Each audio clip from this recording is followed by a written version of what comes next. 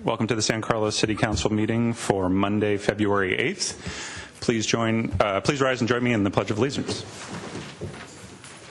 I pledge allegiance to the flag of the United States of America and to the republic for which it stands, one nation, under God, indivisible, with liberty and justice for all.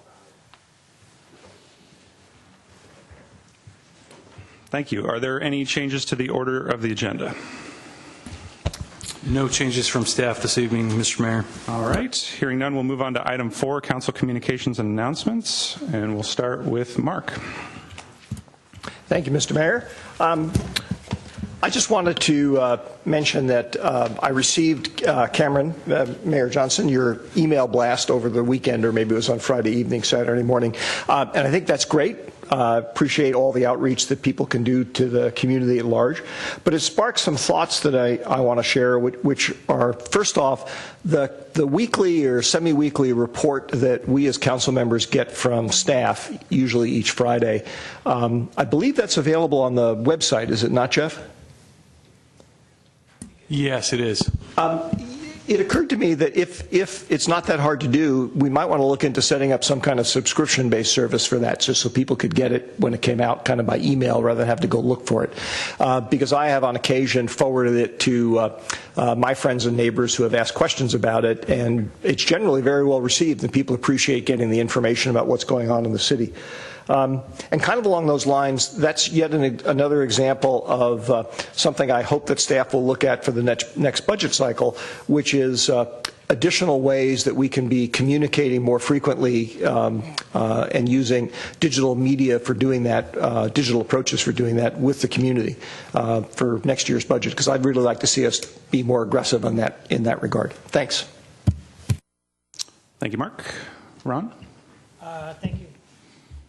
Sorry about that. Thank you, Mr. Mayor. Just a couple things. After our last council meeting, I attended a HART board meeting. HART is the Housing Endowment and Regional Trust for Affordable Housing in San Mateo County. It's a JPA that has a membership of 19 out of the 20 cities. We've been without an executive director for probably the last 6 or 7 months, and we interviewed a couple of candidates at that meeting, and we decided to make an offer to one of them. I don't know who that person is, but I may report back at the next meeting. After that, we also had I also sat on the Caltrain local policymakers group, and at the most recent meeting, we had the first ever appearance of representatives from the High-Speed Rail, California High-Speed Rail Authority, and from now on, they're going to alternate the meetings. Next month is going to be the Caltrain folks giving us an update on the electrification process, and then the month after that will be the Caltrain, the high-speed rail personnel. That was a very interesting meeting because I don't think high-speed rail had actually, they had one representative that had come before us and they didn't, I don't think they really understood. I think they had some sort of oblique understanding of what we face on the peninsula, but they got an earful from all the representatives because a lot of these are council members that represent Sunnyvale, San Jose, all the way up to San Francisco, and they were briefed on some of the difficulties we have on the peninsula to bring high-speed rail. We have 42 grade separations between South City and Sunnyvale, and there's a big price tag on converting those to separating them. So it's going to be a while. Electrification is proceeding. We think there will probably the first rolling stock in about 4 years, optimistically, maybe 5. But that will, it'll be a big change on the peninsula. More trains, they'll be faster, they will be quieter, they will be cleaner, and hopefully safer. After that, I actually had the opportunity to go up to San Francisco with a friend of mine, Charles Stone, Vice Mayor of Belmont. We decided that we would accept an invitation from Gavin Newsom to go up to San Francisco and attend a meeting on the Safety for All Act, which is going to be it's a gun violence prevention initiative that is going to be potentially on the ballot in November. It's going to go through a signature gathering process. And it's the first time that the whole gun violence, gun safety issue is actually being put, as far as I know, before the voters of California. As everybody knows, there's been efforts in Washington through Congress, which have had mixed results. Same in this state and same in many other states. So it's going to be a closely watched initiative. This will be an opportunity for the voters of California to weigh in on what kind of gun safety that they want in our society. And other than that, I think that is about it. All right. Thank you, Ron. Bob. Thank you, Mr. Mayor. The only report I have is I'm a member of this year, a new member of the South Bayside Waste Management Authority, which is the joint powers agreement between 11 cities in the peninsula and the county of San Mateo for our garbage pickup. At the end of 2015, our executive director retired, and so we're in the search mode. We have the county helping us to hopefully by, I would say in the next 8 weeks for sure, select, interview and select a new executive director. What else? I think that's it. All right. Thank you, Bob. You'll note the absence of one of our colleagues, Matt Grocott, who, as many of you know, is undergoing treatment for cancer. We've heard from Matt recently. He's out of the hospital and at home recuperating. Apparently the treatment is going very well, and we wish him well and hope to have him back soon. And so for me, I have a few items. Crystal, if you wouldn't mind bringing up some slides. Click and present. Thank you. So I have some pretty exciting news from the San Mateo County Transportation Authority, where I serve as the representative for the South County. We had a call for projects for bike and pedestrian projects around the county. There was about $4.5 million of funding available. There was over $9 million of funding requested from various cities around the county.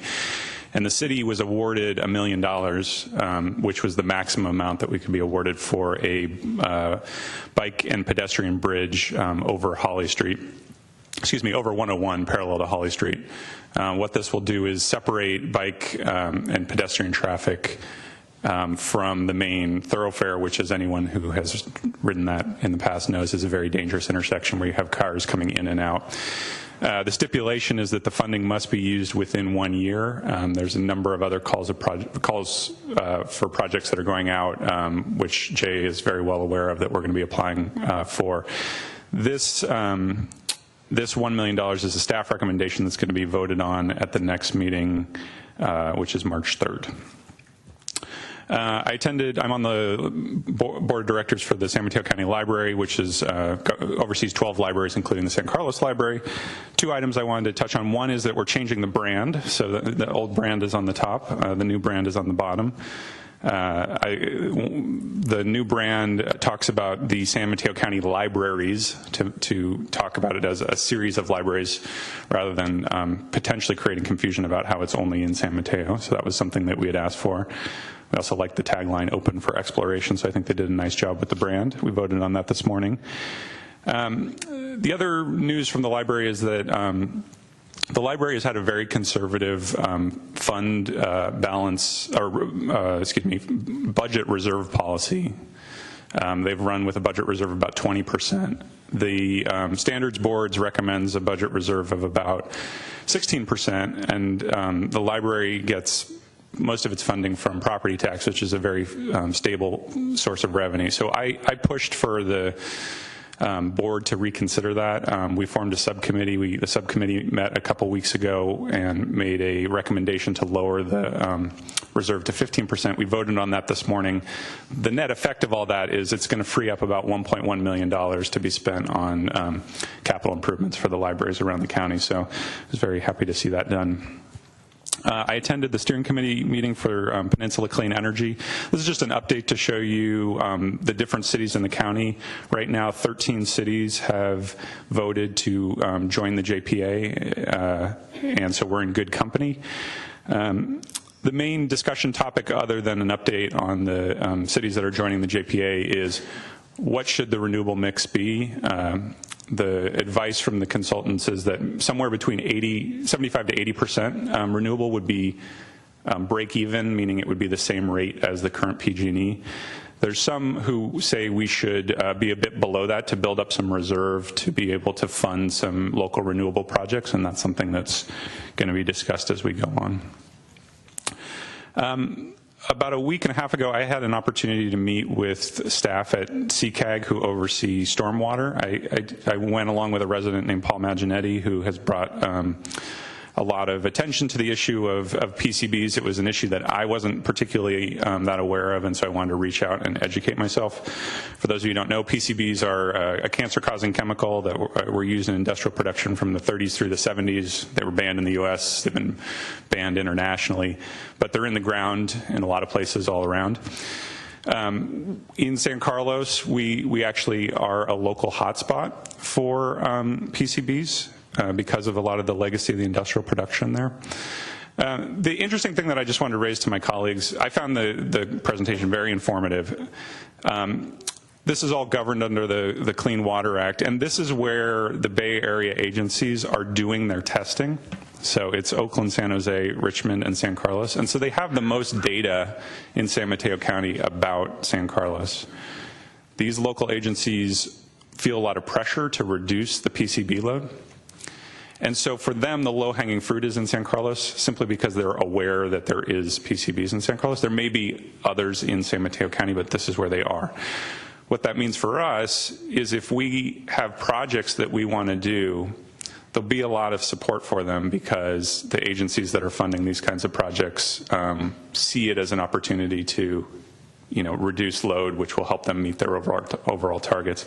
They were very complimentary of the Branston Green Street project and of some of the stuff that we did with the Eastside Connect. But I thought it was an interesting thing. I think it would be interesting at some point this year potentially to have them come present to us. They've been doing lots of monitoring and taking samples and testing, so they have a pretty good picture of the PCBs in San Carlos. I'll say finally on this issue that they don't see it as a public health issue at all to anyone in San Carlos. The concern is about these chemicals flowing to the bay, getting in fish, people catching fish, and that being like a potential source of concern. I attended 2 different events at the San Carlos Chamber of Commerce. I spoke at their Board of Directors retreat on January 26th, and then we had a government affairs meeting on February 5th. Most of the conversation is about how the economy is doing great, but the implications that might have for our small town feel. We talked about the current urgency ordinance requiring chain stores to get a conditional use permit before they can move in downtown. So we've had a lot of good discussions about that. I have had an opportunity to participate in a couple community events. I did a ribbon cutting for a company called Kagome, which just moved into a 10,000 square foot facility on Bayport on the east side. Kagome is an over 100-year-old Japanese company that focuses on tomato products. Their U.S. division provides all the Pizza Hut pizza sauce and all the barbecue sauce for, I think, Jack in the Box, but basically they create tomato-based products for the American restaurant industry. They have a beautiful facility. They took a 10,000 square foot warehouse and put $1.5 million into totally upgrading it. It's their global innovation headquarters is what they're calling it, and they have a test kitchen there. They have beautiful conference rooms. It was a great event. I had an opportunity to continue the tradition started by Mark and Ron of going and talking to the residents of the Elms a week ago. They had some really great questions. They said they watch this on television, so if they're watching tonight, hello. A lot of conversation about, they wanted to know about the dog park, they wanted to know about the chain store ordinance. It was a good conversation all around. And then on Friday, I got to join my colleagues, Ron and Mark, at the annual Citizen of the Year Gala, and I had the opportunity to present an award on behalf of the city to Karen Clapper, who is a former councilwoman, has served 17 years with the San Carlos Friends of the Library, as well as on the Planning Commission and many other volunteer capacities, former colleague of Bob and Ron. Karen has done a tremendous job. She has sort of made an institution out of the book sale at the library. They raised over $45,000 last year alone to support library programs. Here we are. I brought a few slides to share. There's Karen and her husband Rick presenting the proclamation on behalf of the city. And then this is the Friends of the Library group. They were very well represented. I think they had 3 tables at the event. And then lastly, the Chamber also named their Business of the Year for 2016 this year. The business was the Reading Bug, which I had an opportunity to speak on their behalf and present them an award. I think they're a huge asset to the city. My kids go there very frequently. And here was a picture of us with Diane and Lauren Savage, who are mother-in-law and daughter-in-law, who are co-owners of the Reading Bug. That's what I have for this evening. Jeff, is there any comments from staff tonight? Mayor? Yes, sir. If I may just react to one comment you made. Since you asked about whether there was interest in having somebody come in to talk about the ground pollution that may have an effect on the bay, I certainly would support doing that. I would ask that when we do, that we coordinate having the appropriate representatives from CCAG themselves come there, because I believe we've talked about this previously at the council. CCAG staff had done a study that basically showed they estimated the cost of cleaning up those issues on the east side was something on the order of $35 million. And the other thing I remember is they were very clear that there was no public money available whatsoever from anywhere else to fund it. So if something has changed, I would love to have both parties here so I can understand what's different. Yeah, absolutely. The person that I met with was CCAG staff, and his name's Matt Fabry, and as well as their consultant. And they said they would be happy to come and discuss it any time. They mentioned they've been at the council in previous years. So. May I ask if there's a third person, since that's our goal or threshold for putting it on the agenda? Sure, that'd be fine. Okay. Yeah. It's unanimous. All right, Mr. City Manager. And with that, I don't have any additional comments this evening. All right, thank you. All right, with that, we'll move on to item 5.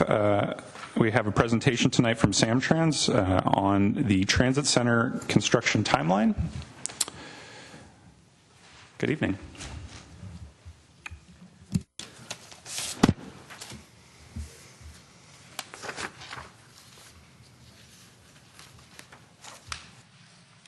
Thank you. Great. Good evening. My name is Eric Stockelmeyer. I'm a project manager for the San Mateo County Transit District, and I happen to be the project manager for the future construction project, the San Carlos Transit Center. So we've been working with city staff over the last several months in regards to this project. I was asked to give a presentation just on the project status, so I'll go over just a brief summary of the project. I'll discuss our project goals as well as some of the components, and then I'll give a general construction schedule update as well. So the San Carlos Transit Center, it's a Samtrans project that will create a multimodal transit center to serve the San Carlos Caltrain station. The transit center will be located approximately 250 feet south of the existing San Carlos Caltrain station.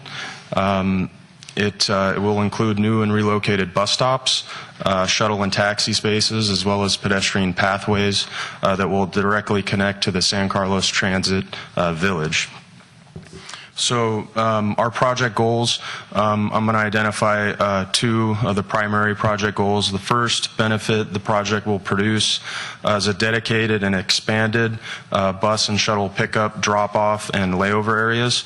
In our existing parking lot, the bus and shuttle services are often forced to compete for space. The second benefit of the project is to allow the land underneath the existing station parking lot to be transformed forgot the slide, to be transformed into a transit-oriented development. There we go. So completion of our project is an essential part of the completion of the San Carlos Transit Village, which will support transit usage and improve safety and accessibility around the San Carlos Caltrain station.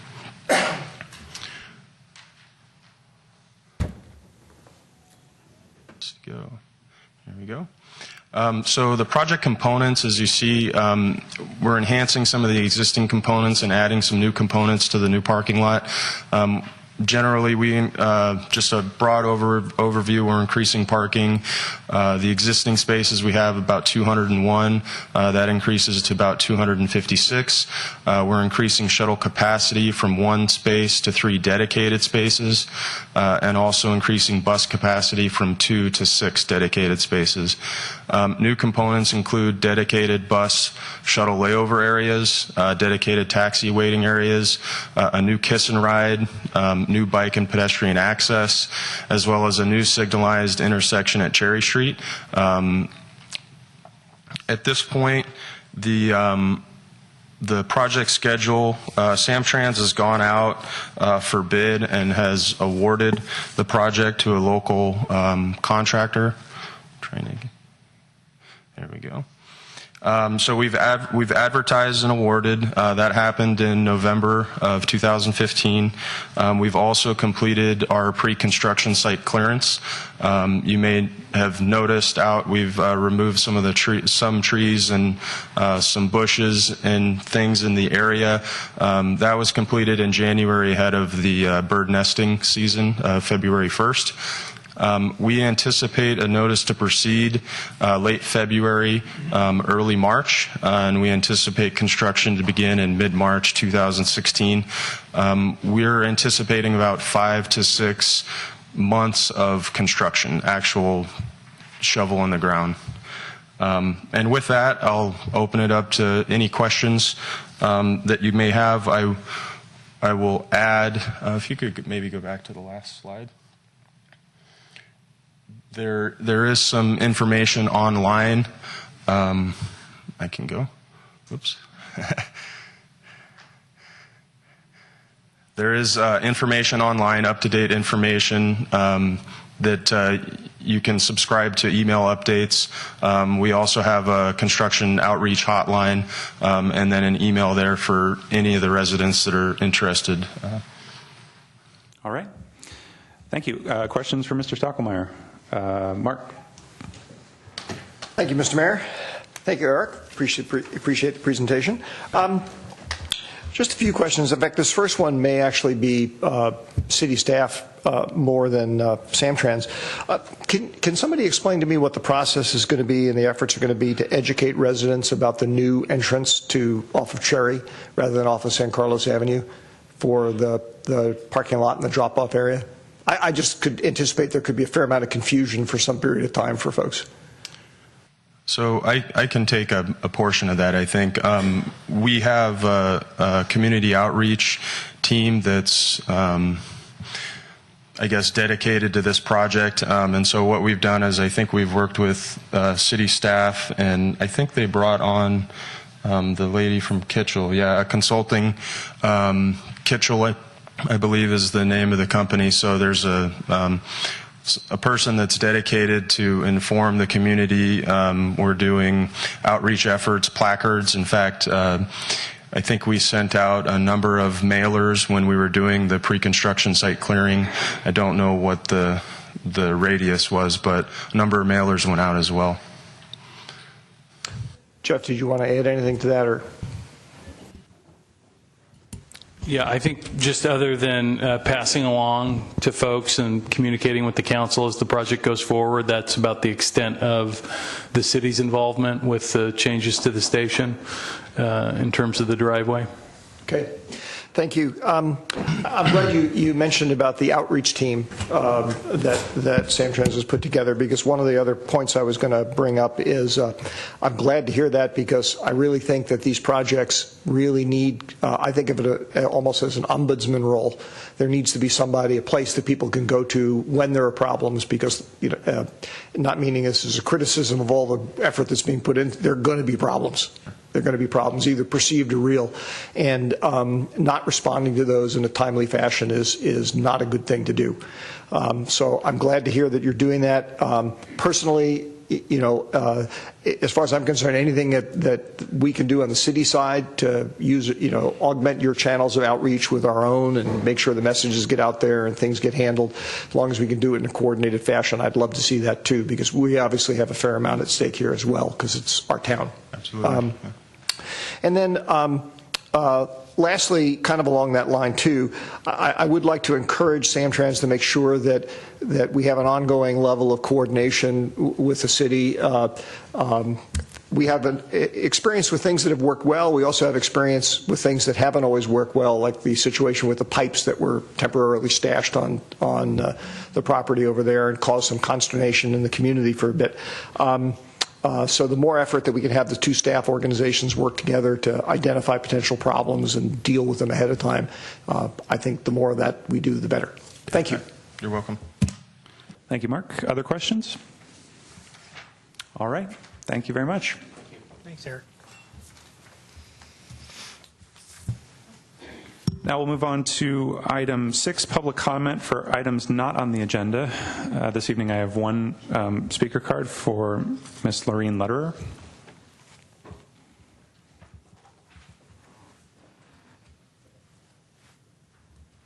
Good evening, Council and public. My name is Lorene Lederer. I just wanted to speak on a couple of learnings that I had via our experience with Measure V. One is regarding Nextdoor and what a valued, excellent tool it is for the council. It's an insight into what residents are concerned about. Use it to listen. Through your personal through your personal accounts, since the city accounts you can't listen, but not to comment, and you'll hear what folks are thinking.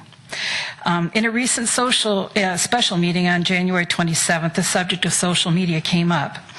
Jeff Maltby said, "There are folks out there who do not want to tell the truth."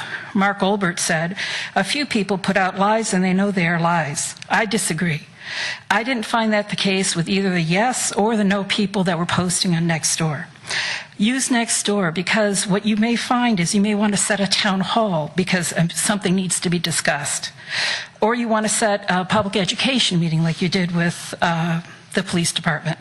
But it's a great tool for the council to listen. It's free and you're not paying a consultant. The second thing I wanted to mention was just a note that in my experience with Measure V is that there are some wonderful community gems out here. There are people that are experts in fields. There are people that are very familiar with our city assets, that are familiar with our parkland, that know and have great ideas of how to manage it and so forth. It's a wonderful way it's an excellent resource for the city. It's free. It doesn't cost you anything to call out to ask people to come in that are experts in a particular area you're looking to learn something about. And just, I want to say one thing is that they cited George Washington for his leadership during the Revolutionary War. And what they cited specifically is that he would call in townspeople when he'd make camp during the Revolutionary War. But he'd ask their advice and their counsel on the lay of the land. And this is not what the British did. So Washington was bottom up and the British were top down. And we all know how that happened. So, thanks.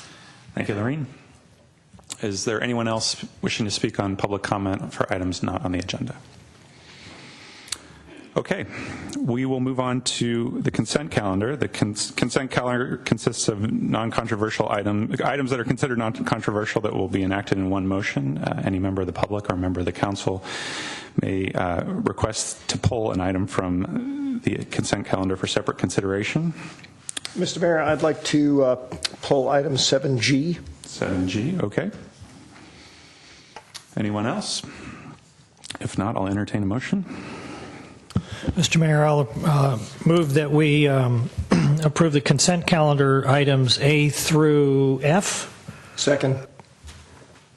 I have a motion and a second. Crystal, please call the roll. Oh, do we need the reading of the ordinances? Yeah, please. Yeah. So we've got item C and item D, I believe, both. We need the ordinances. Me to read it? Why don't you? Yeah. Okay. Hold on. Is that adopt ordinance number 1500? Yep. An ordinance of the City Council of the City of San Carlos amending Chapter 10.16 speed limits of the municipal code, lowering the speed limits on Holly Street between Old County Road and Industrial Road to 25 miles an hour, and Old County Road between Hall Street and the Belmont city limits to 30 miles an hour. Can I take them both together? All right. And adopt ordinance number 1501, an ordinance of the City Council in the City of San Carlos authorizing the implementation of a community choice aggregation program in San Carlos. Thank you. So we have, do we need a second on that? Could I get a second? Second. All right. I have a motion and a second. Crystal, please call the roll. Councilmember Collins? Yes. Councilmember Grisilli? Yes. Councilmember Obert? Yes. And Mayor Johnson? Yes. All right, let's take item 7G at the end and move on to item 8A, report to council, presentation on annual report on police services. Captain Rothis.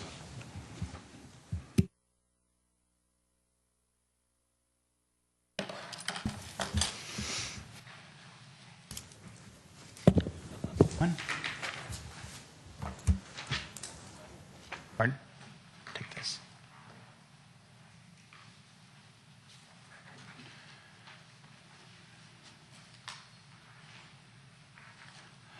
Good evening, Mayor Johnson, members of the City Council. Greg Rothis, Police Chief. I come before you tonight for the annual report to City Council. This was something that was included in the contract for the sheriff when we began contracting with you in the year 2010. First, in the presentation, what I'd like to do is to put San Carlos crime in context in terms of, where do we sit vis-a-vis other cities, counties, and state, and the nation in terms of our overall crime.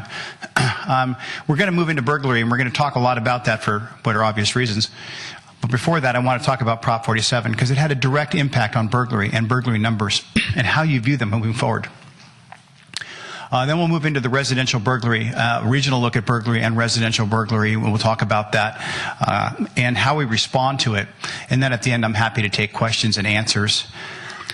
So in terms of measuring crime, these are the crimes that we use to measure. They're called Part 1 crimes: murder, rape, robbery, assault, burglary, larceny, and motor vehicle theft. Obviously, you and I both know there are certainly lots of other crimes out there. There's vandalism, there's drunk driving, there's drug possessions, and those sorts of crimes. So we don't use all crimes, but we use these because they really provide a very good benchmark, and we can use those to measure against other cities. But when we begin to measure our crime rate against other cities, it's kind of apples and oranges because everybody's got a different population. So what we do is we look at crime, Part 1 crimes per 100,000 population, and by using that number, we can measure our crime rate against big cities, small cities, or whoever. And so that's what we do. We annually take a look at our San Carlos crime in context, we put it in context, and we see what our Part 1 crime rate is per 100,000 population. You can see that the very top line is the nation, Part 1 crime rate per 100,000. Below that is California. The red line is San Mateo County, and the district attorney has long said that San Mateo County is the second safest urban county in California. And then down there is San Carlos, and we rate as a safe city within a safe county. That relationship is pretty much always held true there. So we are very fortunate in terms of living in a safe community. Certainly the rise in burglaries has caused a lot of concern in the community, but generally we're a very safe community. In fact, we have less than three violent crimes a month in San Carlos. Our crimes are generally property crimes, and violent crime is just very, very low. This is our overall Part 1 crime rate through the years, and you can kind of track it. You can see a slight general downturn in our Part 1 crime rate. It really hasn't changed a lot. It moves up and down between 500 Part 1 crimes and 700 Part 1 crimes. And that's kind of a relationship that's held true for the 10 or 11 years that you see up on the chart. But again, I'll move into the main topic and the main concern, and that is that of burglary. On January 6th, I held a town hall meeting here in burglary to discuss burglary issues with the community. I gave a 1-hour presentation, and I had 2.5 hours of Q&A after that. There was probably well over 200 people here. They were very concerned, and we were able to pass on a lot of good information. And one of the things that we passed on and started with is the fact that residential burglary has not been just a San Carlos problem. It has been a regional problem for quite some time. And so we took a look at some of the articles and downloaded from some of the newspapers about other communities that are having residential burglary problems. Certainly, an area in South Palo Alto that had something like 18 burglaries within a month. Los Gatos had a town hall meeting very similar to ours after they had a bunch of burglaries. About 4 months ago, South San Francisco Police Chief had a town hall meeting with their community on burglaries. Their problem was a little more severe in that they were getting burglaries at night when people were home, and they were turning into home invasion robberies. So they were very scared. And then even Hillsborough. Hillsborough has been consistently rated as the safest city in California, and Hillsborough has had burglary problems. So this is something that's regional, and it's something that's really, we've seen an uptick in. We're just getting our 2015 numbers right now, and it looks like burglary has really been up significantly, in the county. In terms of all of our burglaries in San Carlos, that's kind of what our burglary trend has been over the last 10 or 11 years. And you can see in San Carlos, it doesn't look like a lot difference between 14 and 15. You see 2006 was a big year. 2013 was a big year for burglaries overall. But something happened in 2015 to completely change the law with respect to burglary and to change how we even look at burglary, and actually probably have some more consequences on criminal justice system that were significant. And that is Prop 47. And Prop 47 was called the Safe Neighborhoods and Schools Act. It really had nothing to do with that. What it really was a crime reclassification act. If you remember, a lot of us, they put stuff up for clean water on the ballot, and they call it the Clean Water Act. They name bills according to what it is they're supposed to be. But for some reason, they decided that the Reclassification of Crime Act would be called the Safe Neighborhoods and Schools Act. And I think those in law enforcement suspect that the reason it was titled that was to help assure its passage. That certainly everybody would be for safe communities and safe schools. But it really had nothing to do with that. This was all about reclassifying crimes. And what they did is a few things. First of all, the concept of low-level offenders should not be in jail. So that would be people who committed thefts, should not be in jail. People who committed burglaries, commercial burglaries, should not be in jail and not stay in jail. And then they reduced certain crimes, drug possession crimes, of possession of cocaine, possession of heroin, possession of methamphetamine. They reduced those to misdemeanors. And my understanding is California now is the only state in the country that has reduced those crimes to misdemeanors. And one of the ways it really affected burglary is in the past, if somebody entered, let's say, REI, our store in REI, and they had a fake credit card on them, and their intention was to go into REI, use that fake credit card to buy a mountain bike, and then come out with that mountain bike and then sell it. That was considered a burglary, because they had the requisite intent upon entry of committing a theft or a felony inside that building. Well, Prop 47 says no more of that. That's just the theft. There's no more burglaries. So a lot of our burglaries are those kind of burglaries. So you would expect to see, even if you go back to these numbers, you see it's not a big jump. But you'll see in a minute why it was. Further, with respect to what we're seeing with respect to the impact of Prop 47, first of all, the concept that drug abuse is somehow a victimless crime is just not really what plays out.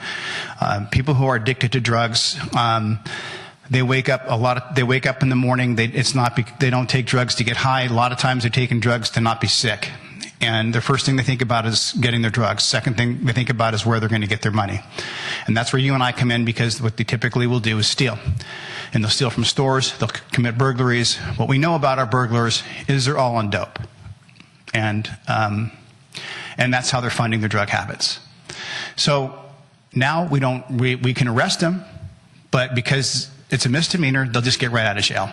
So we'll arrest them for possession of somebody for possession of methamphetamine, for example. They're out of jail before the deputy has finished their report. And before that was, a lot of times we know they're burglars, we know they're good for burglaries. Maybe we can't hold them from burglary, but we can hold them for drugs. Not anymore. They get cited out. The crooks kind of know, and they talk about property crime gets no time. So they understand Prop 47, they understand what its impact is, they understand how easy it is to get out of custody now. Bail bond payment plans, as you know, since there's not a lot of more people hanging out in jail, the customer base for bail bondsmen is a little bit smaller. So they're a lot more competitive, and they're offering easier payment plans for people. So it's much, much easier for people to get out of jail on bail. Now they can post, let's say, on a $10,000 warrant, You used to have $1,000. Now, if you have $60, you can go ahead and get out, or $30, whatever you have in your pocket, they'll take and put you on a payment plan. So they're out. And then we have a lot of failures to appear as a result of Prop 47. People are getting cited multiple times for drug possessions, not doing time, and going right back on the street and committing more theft offenses.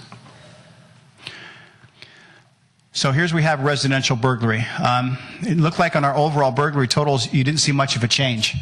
But we called out residential burglaries to see what was happening there. And you can see in 2015, it was a significant change from the year prior. And really only two other years in the past came close. You could see 2006 was close to 2015. And you can see that 2010 was very close to 2015 with respect to residential burglaries. So we had a significant increase in our residential burglaries, and we are seeing that in other service areas as well. And I've had a chance to look at some of the reports on some of the other cities in San Mateo, the year-end reports on 2015, and some of them are getting pummeled pretty bad too. We take a look at our burglaries, and we've always compared them against other cities, and we compare these benchmark cities. You'll see in a few places in my report to you that I look at other benchmark cities to see how we're doing in San Carlos, and I've always picked Belmont, Burlingame, Foster City, and Los Gatos because they're very similar to us. They're not exactly like us. Belmont's a little smaller. Foster City, Burlingame maybe a little bigger. But they're so similar that they're just good to benchmark against. And this relationship that you see in 2014 has always held true. We always have more burglaries than Belmont and Foster City, and we always have less than Burlingame and Los Gatos. That's a relationship that's held true for the 11 years that I've been police chief. And even for 2015, it's still true. I had to kind of divide their data in half because I couldn't get year-end data from a couple agencies. I can only get their 11-month data. So again, Burlingame and Los Gatos, for the first 11 months of 2015, they've had more burglaries than we did, even though we had quite a few. And Belmont and Foster City, this is for the entire year. You can see that they had less burglaries than we did, and that's been the case every year. So that relationship hasn't changed. What we're seeing with respect to the burglars is how they're getting in the house. The first thing that they typically want to know if somebody's home. The burglars, honestly, they do not want to enter a house with somebody's there. We don't have any burglars where we know that the person entered knowing that somebody was home. The first is the desire for nobody to be home. Occasionally they're wrong. Somebody's home. We have an interrupted burglary, and usually the burglars run away, and sometimes we catch them, sometimes we don't. But they usually want to first see if somebody's home. So they'll knock on the door. Sometimes we think it's possible that sometimes they're not knocking. It's just the house looks blacked out. They can tell it's blacked out, or they might have even seen somebody leave. And in that case, they may not knock. They just go around the back. They typically go around the back of the house. You can't be seen from the back of the house. You can't be seen from the street. So they run around to the back of the house, and they smash a window, and they enter that way. Some of the crews are timing themselves. They're in and out in 2 minutes. It doesn't take very long. They've done it even with people who have burglary systems in place. They're finding ways to stay low and in an effort to defeat their systems. And they know even if the alarm goes off, they're not going to be there that long. So they end up grabbing jewelry typically. And they're not taking out TVs and stuff like that, although we have had safes taken in a couple. And they're doing some things to kind of disguise who they are. They're using nicer cars. They'll rent cars, nice new cars. And they also have females involved. We've seen females on video, multiple females on video doing these burglaries. We have obviously some outstanding burglaries in San Carlos, and I can't talk too much about them because they're under investigation. But what I can say is last week we made an arrest out in the North Fair Oaks area. One of our deputies stopped a car, and in the car was 3 suspects. We searched the car, all kinds of stuff related to burglary, including jewelry, burglary tools, the whole 9 yards. This is a very sophisticated crew, obviously prolific crew, and unfortunately we don't think that crew is our crew.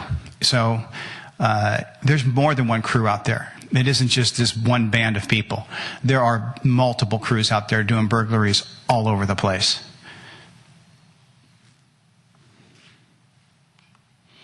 So when these things happen, there's a few things that we do, obviously, to respond.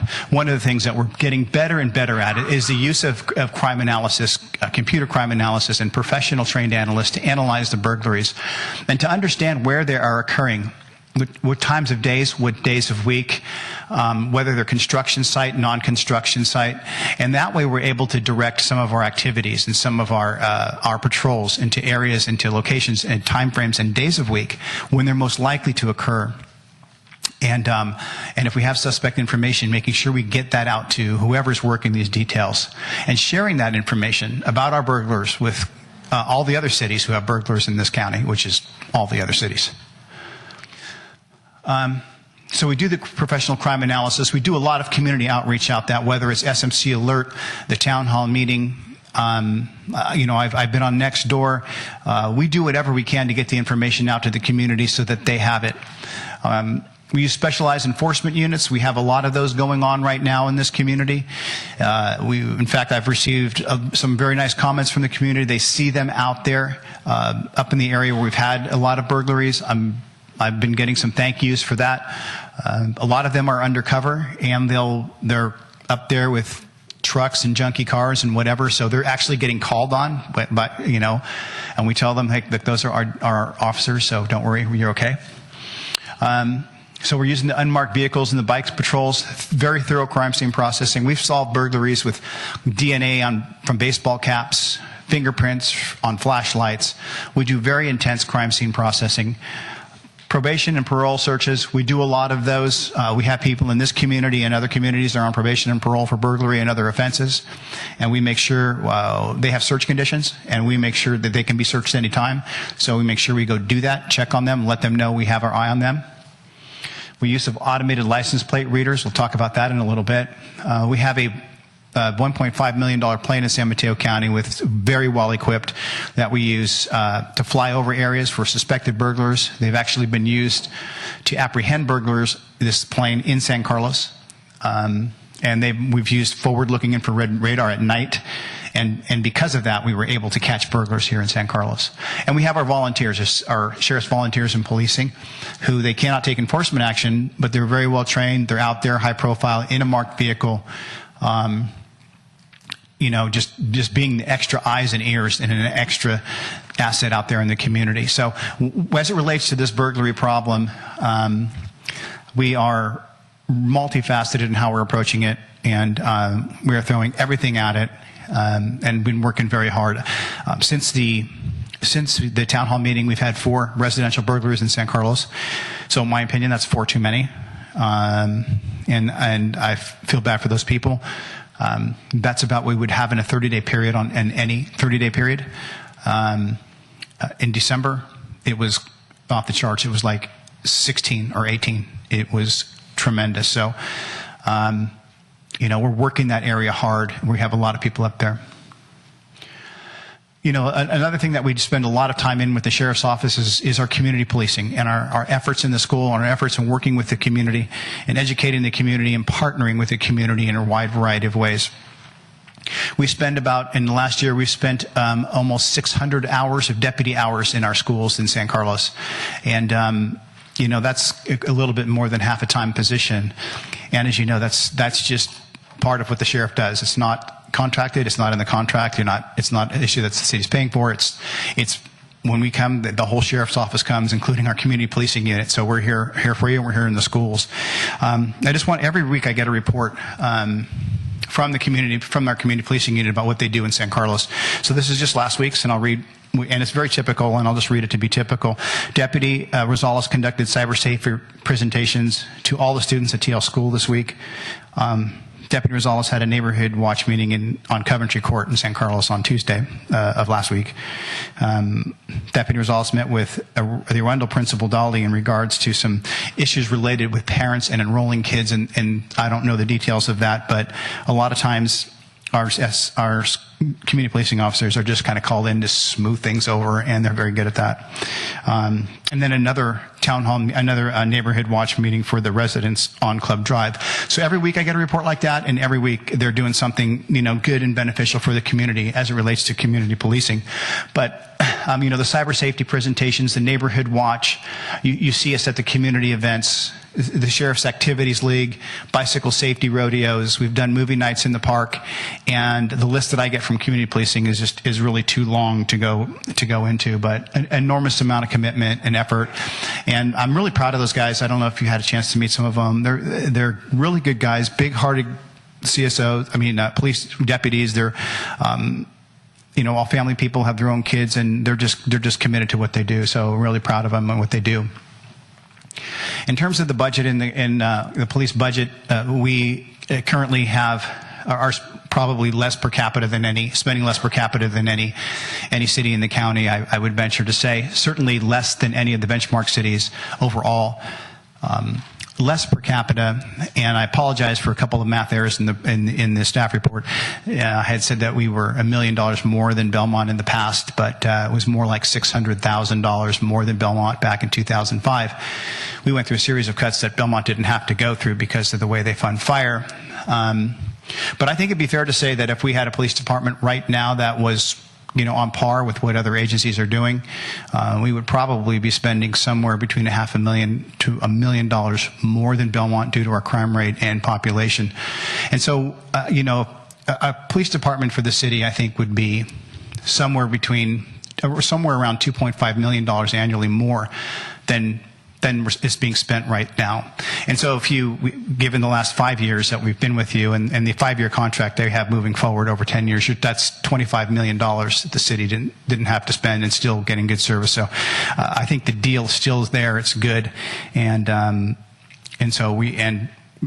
that's, I think, yes. Sorry to interrupt. I just want to make sure on this slide, it shouldn't be burglaries, right? It's millions of dollars. Am I reading that right? Yes, you're reading that right. I'm sorry. That's okay. I just wanted to make sure. It's definitely not millions of burglaries. Okay. So, those are dollars. My apologies. That's okay. And that is my presentation. I'm happy to take questions. All right. Thank you, sir. Questions for the chief? Mark. Thank you, Mr. Mayor. Before I get into my questions, just a procedural thing. Mayor Johnson, as you and Jeff know, I have a number of ideas that I want to bounce off of the council and the chief about how we could respond to this, in addition to a number of questions. And rather than occupy the entire or a large portion of the discussion, do you want me to just do like 3 or 4 questions and then pass the baton off and come back? Yeah, that sounds good. Why don't we do first round of questions, just a reaction to the presentation, and then we can come back. Does that sound good? That sounds perfect. Okay. Okay. Thank you, Chief. Excellent presentation. And by the way, I have a lot of respect for you and your team. You guys are out there every day trying to keep us all safe, and I know that sometimes in the nature of things, there are criticisms that get directed your way, but I think that you guys just do a fantastic job. Thank you, sir. Always room for improvement, but part of what I've always liked about working with you is that you recognize that and are always looking for ways to improve. So let me start with a couple of simple ones. What in general is the clearance rate, and if you want to define the clearance rate for burglaries in San Carlos, and how does that compare with other communities, either regionally or nationally? Okay, clearance rate really refers to the percentage of crimes that you're able to clear by arrest, typically. Mm-hmm. Sometimes it's by exception, like, for example, maybe you clear it because you had a suspect and the suspect passed away, so that's cleared by exception. But typically, the vast majority of these cases that are cleared by arrest. In the past, we had a burglary clearance rate of somewhere maybe around 24%, with the national average being around 14%. So our burglary rate clearance has been very, very good. But part of the reason for that has been that those commercial burglaries that I discussed earlier, the ones where somebody goes into REI with a forged credit card, and those had a very high clearance rate. And residential burglaries don't have a very high clearance rate, unfortunately. So when we look at 2015, our clearance rate for burglaries dropped down to about 14%. I don't know what the state average clearance rate in 2015 is for burglaries, because obviously the state took the same impact as we did. In the past, I know last year it was 14%. So my guess is statewide it's going to drop as well, and they may be 9%. So we're around 14% for residential burglaries, and so clearance isn't really high. And the best thing that people can do is work to make sure that we prevent them. Prevent them rather than count on catching people. Exactly. Or Unfortunately. Clearing things. Unfortunately, that's true. Let me move down to, you spent some time sharing perspective on how Prop 47 had a number of impacts on burglaries and property crimes in general. The question I have there is, and I may have missed something, and perhaps the license plate readers were the response, but was some thought given in advance to saying, well, heads up, there's this change coming, we need to augment A, B, and C in order to respond to that, as opposed to considering things that we might do now and recognizing what's happening? Well, I think the people in the law enforcement community felt that there would be a change, that we would see an uptick in crime. Those who were proponents of the statute felt that that would not happen. And so there was a debate back and forth about what the outcome would be. It's kind of hard sometimes to justify resources based upon perceived outcome. And there, especially when there was so much debate about what the outcome would be in that case. So no movement was made after the passage or anticipation of the passage of that law for those reasons. The reason I was nodding is you're saying that, I mean, there's that old saying, and I don't mean to make light of the situation at all, but these things all involve trade-offs, and 2020 hindsight is always crystal clear. The problem is looking forward and trying to anticipate what's going to happen. Yeah. Okay, last question before I pass the baton off to somebody else, and we'll come back to the rest of mine later. In general, and I'm not quite sure how one should count this, but I suspect you do, how many incidents, calls, events, what have you, does our law enforcement group deal with on an annual basis in San Carlos? You had a lot of metrics about the number of various types of burglaries and various categories of crime, but I'm almost thinking in terms of sheer number of contacts. Right, we do watch that. We do, and it varies a little year to year, but I'd say on average we probably do deal with about 28,000 incidents per year in San Carlos, and I'd say about half of those are called in by the public, and the other half are initiated by our deputies. So an incident would be a traffic stop, an incident would be a parking complaint that we responded to, an incident would be a burglary. So we count incidents, and again we're running at about between 25 and 30,000 a year. I have to admit, I find that a rather remarkable number, seeing as the population of the town is 28,000, give or take. So it's effectively, on average, one per person per year in the town. Correct. Okay, thank you. Thank you, Mayor Mark. Johnson, when it comes... Ron? Okay. Thanks, Mr. Mayor. Thank you, Greg. Wonderful report. Just a few questions. You mentioned that there's less than 3 violent crimes per month. Right.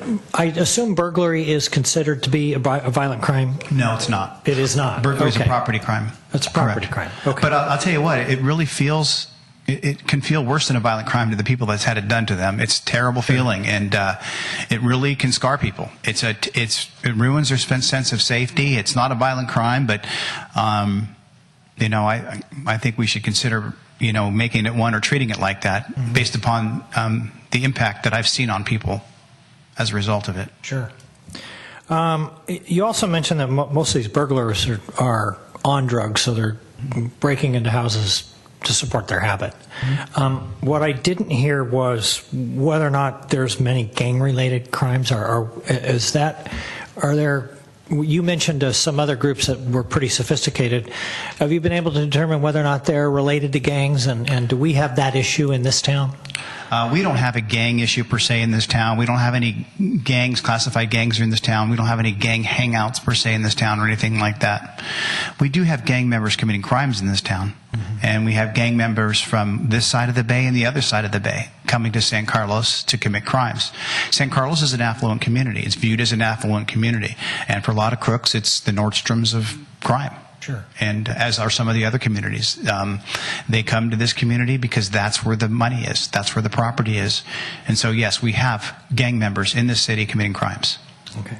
The other one was, I was wondering, does the county keep, or does the sheriff's office keep stats on the per capita crime rate in the county? And if so, where do we rank? Well, we do it per per 100,000 population. Okay. And earlier I showed that the Part 1 crime rate per 100,000 population, and in terms of where we rank in the county, which is already a safe county to begin with. The San Mateo County ranks as a safe county within the state. And in terms of Part 1 crime, we rank as a safe city within that safe county. And that's the relationship we've always had.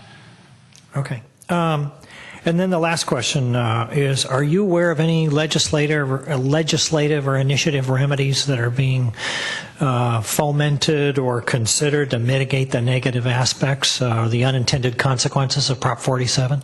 No, but there may be some discussions about it coming up pretty soon, because we're just now getting our 2015 crime rates, and this is the first post-Prop 47 year. So we're starting to look at those numbers right now, and what we're seeing isn't really good, at least in this county and some other counties. So they're starting to become a reaction to it. And unfortunately, what we're seeing now is the opposite of what you just suggested. We're seeing more efforts at basically rolling back a punishment for offenders. As an example, California sheriffs met with the governor last week. Our sheriff spoke with the governor, and one of his proposals is to give the Department of Corrections and Parole more latitude, and judges more latitude in early releases, so that that is now being looked at in addition to Prop 47. So our concern is the opposite. It is that this desire to roll back corrections budget, which is, we all agree, huge for California, and and it's really been a problem to manage that budget. And to find ways to roll that back. And some of that is reclassifying felonies to misdemeanors, because less people in prison. And also, when they do serve time, they're going to serve it in county jails, not a state prison. So passing that on to the counties, passing that cost off in the counties. And then for the people you do have in prison, the question is, how can I let them out quicker? And that's what we're starting to see and have more concerns about.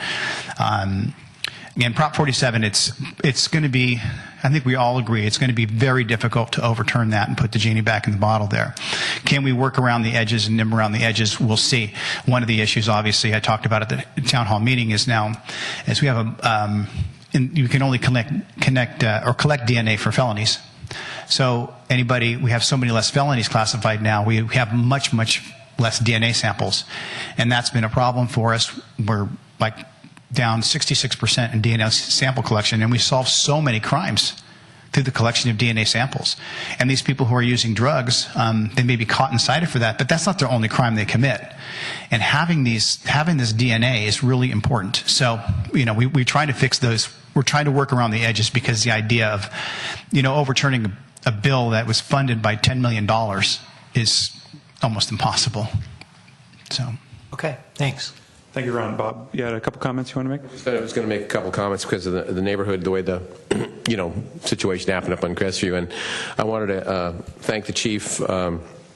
I know there's been a very much obvious increased police presence in the last 30, 40 days, including having police cars parked on Crestview and Britain, which obviously is the entrance point for most folks that would be coming up the hills, either one.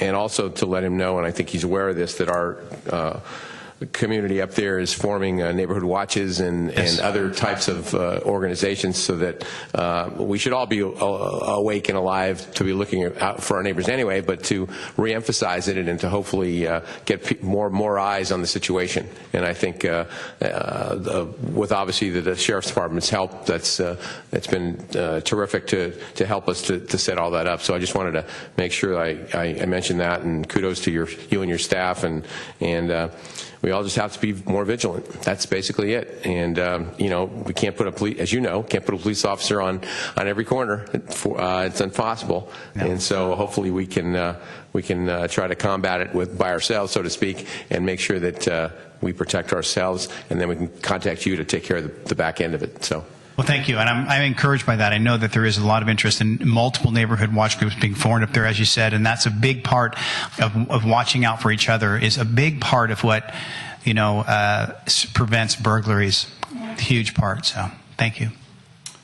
Thanks, Bob. I wanted to echo Bob's comments. I drive up Britain on my way out of town in the morning and drive back down in the evening, and I have definitely noticed a major increase in police presence, and I've heard it from a lot of other residents.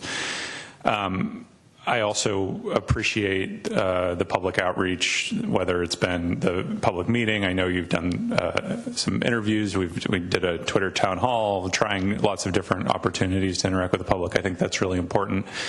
I would say for me, what I heard the most positive feedback on at the town hall was, I think it was Sergeant Grasso, is that the gentleman's name, who talked about some practical steps, and I think that people, they really gravitated to that because they felt empowered about, here's something that I specifically can do to help secure my property.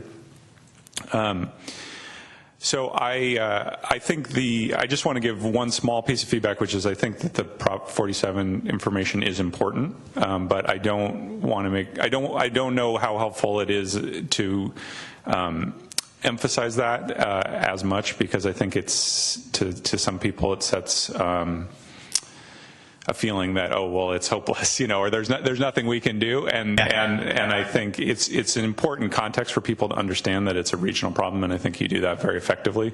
But I don't want people to think that, hey, the voters passed something and now there's nothing we can do. I really want us to focus on what practical solutions that we have. Right. And I understand that. I think what Prop 47, the reason it's so important when you talk about burglaries is because it changed the way we look at the numbers moving forward. Yeah, absolutely. And now burglary, you're going to see some agencies who are going to come forward and they're going to tout their lower burglary rates. Yeah. And that's not because it's been reclassified. Because it's been reclassified. Yeah. And my feeling is that I like people in the public to be educated consumers of public safety, and I've tried to do that as police chief. Sometimes because thankfully we live in a safe community, they're very educated on development. And they're very educated on some of these in budget and some of these other issues.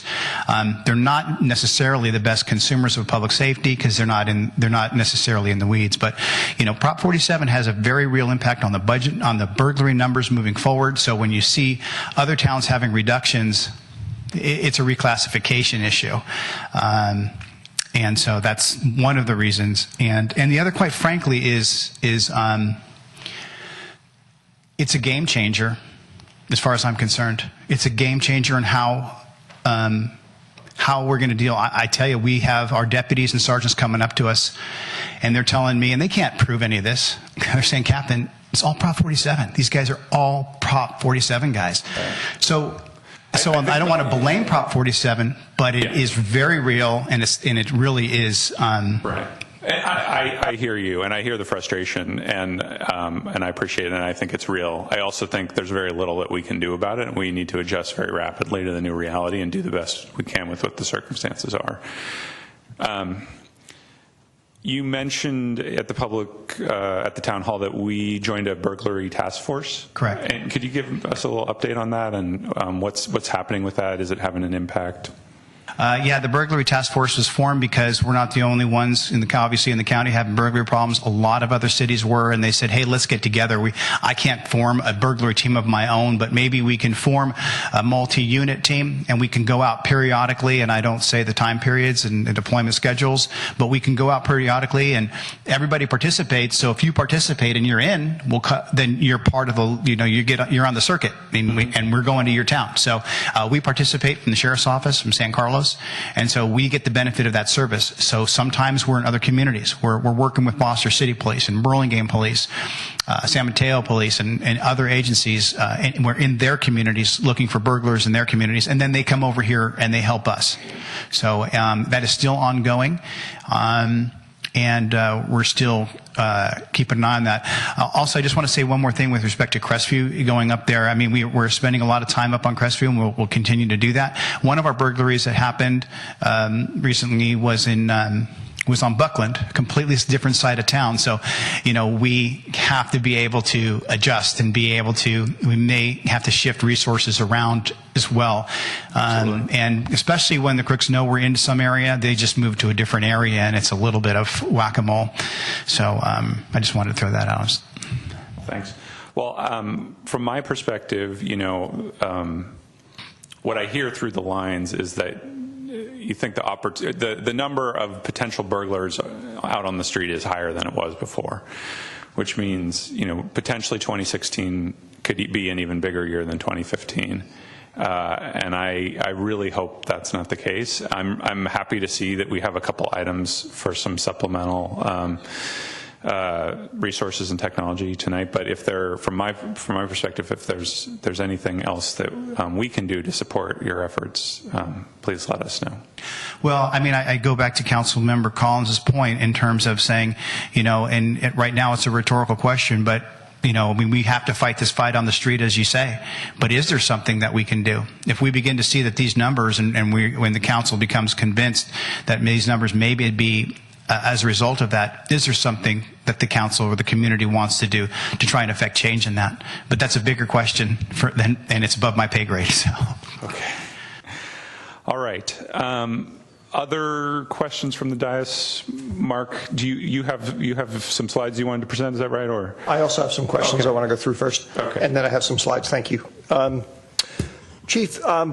Returning to a little briefly to the subject of clearance rates that we talked about before, I suspect that a lot of residents, I know I did the first time I heard about this some years ago, would look at a 14 to 20% clearance rate as being like, wow, that seems really low. And would therefore be worried from a safety point of view, personal safety, family safety point of view. And I would just like to get your thoughts on your perspective on that, and particularly the issue of safety and perceived safety. I know several times you've talked about how safe a community San Carlos is, and trying to put that number in context. Well, a great question, because the concept of safety in law enforcement, everybody knows that our job is to keep people safe and do everything we can to keep people safe. But what people don't understand too is it's also our job to try to do everything we can to make people feel safe. And it is that feeling of safety that gets eroded during times like this.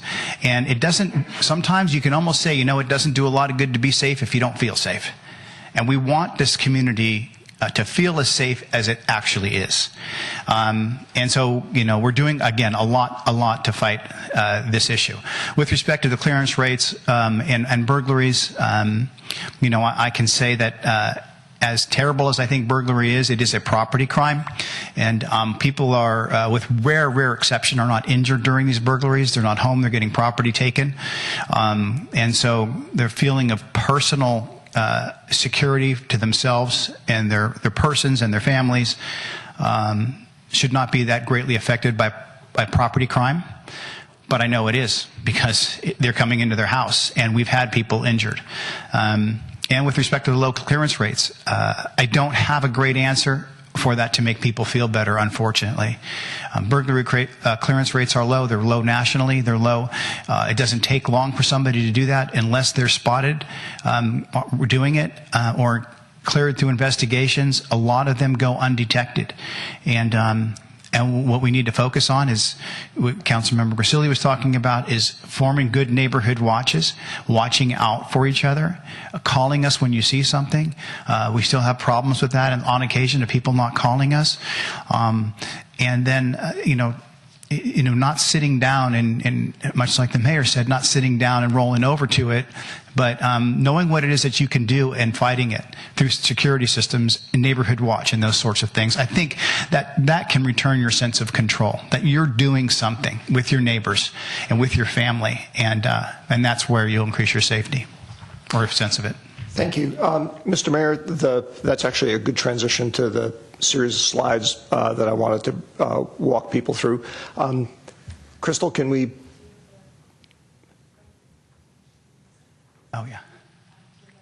Okay. Oh, the important clicker. There we go. For the benefit of my colleagues and the audience and the public watching us on TV, as this issue has come up and been in front of us for a while, I remember when I asked that we move up when the chief's annual presentation was because of the rash of burglaries in December.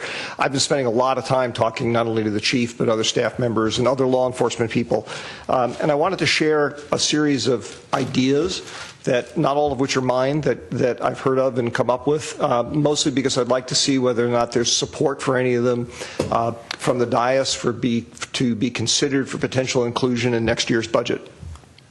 So before I get into the specifics of that, a couple of important caveats. I think as the Chief has mentioned here this evening, one of the things we have to remember is burglars are pretty crafty, and they learn from each other, unfortunately. The net result of that is that this is in effect an arms race, which doesn't mean we give up, but it means that we have to constantly be on our guard looking for new things to do in response to whatever the pattern of burglaries are. There's another point that some staff members brought up to me that I hadn't thought of that I think is worth remembering, which is that, oddly enough, making an individual home safer, which is what some of the ideas I'm going to present would do, may not actually reduce the burglary rates in the entire community, because burglars are mobile. They basically can go from home A to home B. Now, personally, I still think we ought to be looking at ways to kind of harden all of San Carlos, because if the word gets out that it's difficult to do burglaries here, then they'll go to another community, which would be sad for that other community, but that's their problem. Okay. So with that, one simple step that I wanted to propose to my colleagues, and Jeff pointed out to me I have a wrong number here, which goes to show one should not create slides based on one's memory, but should check one's Quicken books to make sure. We currently require all monitored home security systems to pay an annual fee. I say $50 here. I think Jeff said it's actually $32. We do that for two reasons. One is to cut down on false alarms. The other is, however, the ordinance itself contains penalty provisions where even if you're paying the fee and you have too many false alarms, you can still get penalized and potentially, I guess, get dropped out of the program. My thought was, given the impacts of Prop 47 and the change in the environment, why don't we look at retaining the penalties, of course, because we want to encourage people to have good, solid systems, but eliminate the fee. I think, Jeff, you told me that the combined revenue the city gets from residential and commercial is about $15,000 a year? $50,000 a year. We don't know what the breakdown is between residential and commercial, and I'm only talking here about residential, suspending it for residential fees.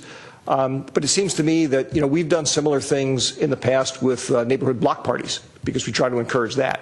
And I think encouraging people to have burglar alarms, particularly the right kind of burglar alarms, would be something worth doing. So that's the first idea I had. Mr. Mayor, do you want me to sort of ask if there's a view on whether or not any of these should be put in the hopper one by one, or do you want me to wait till the end? How many ideas are you planning to present? I believe there are 7. I don't mind doing them one by one. Can I ask a question? Yeah, please. I just want to tell you my preference. I'd rather hear them all, and then we'll decide. That sounds good to me. Bob, you have any view on that? Okay. Thank you for the clarification. And by the way, again, just to be clear, I'm not talking about asking for approval that we actually put these in the budget. It's more studying them and bringing back proposals to decide whether or not we're going to put them in the budget, because it's quite possible upon further review that staff will do, they'll come back and say that will cost an absurd amount of money or it just won't work. All right. So, oops.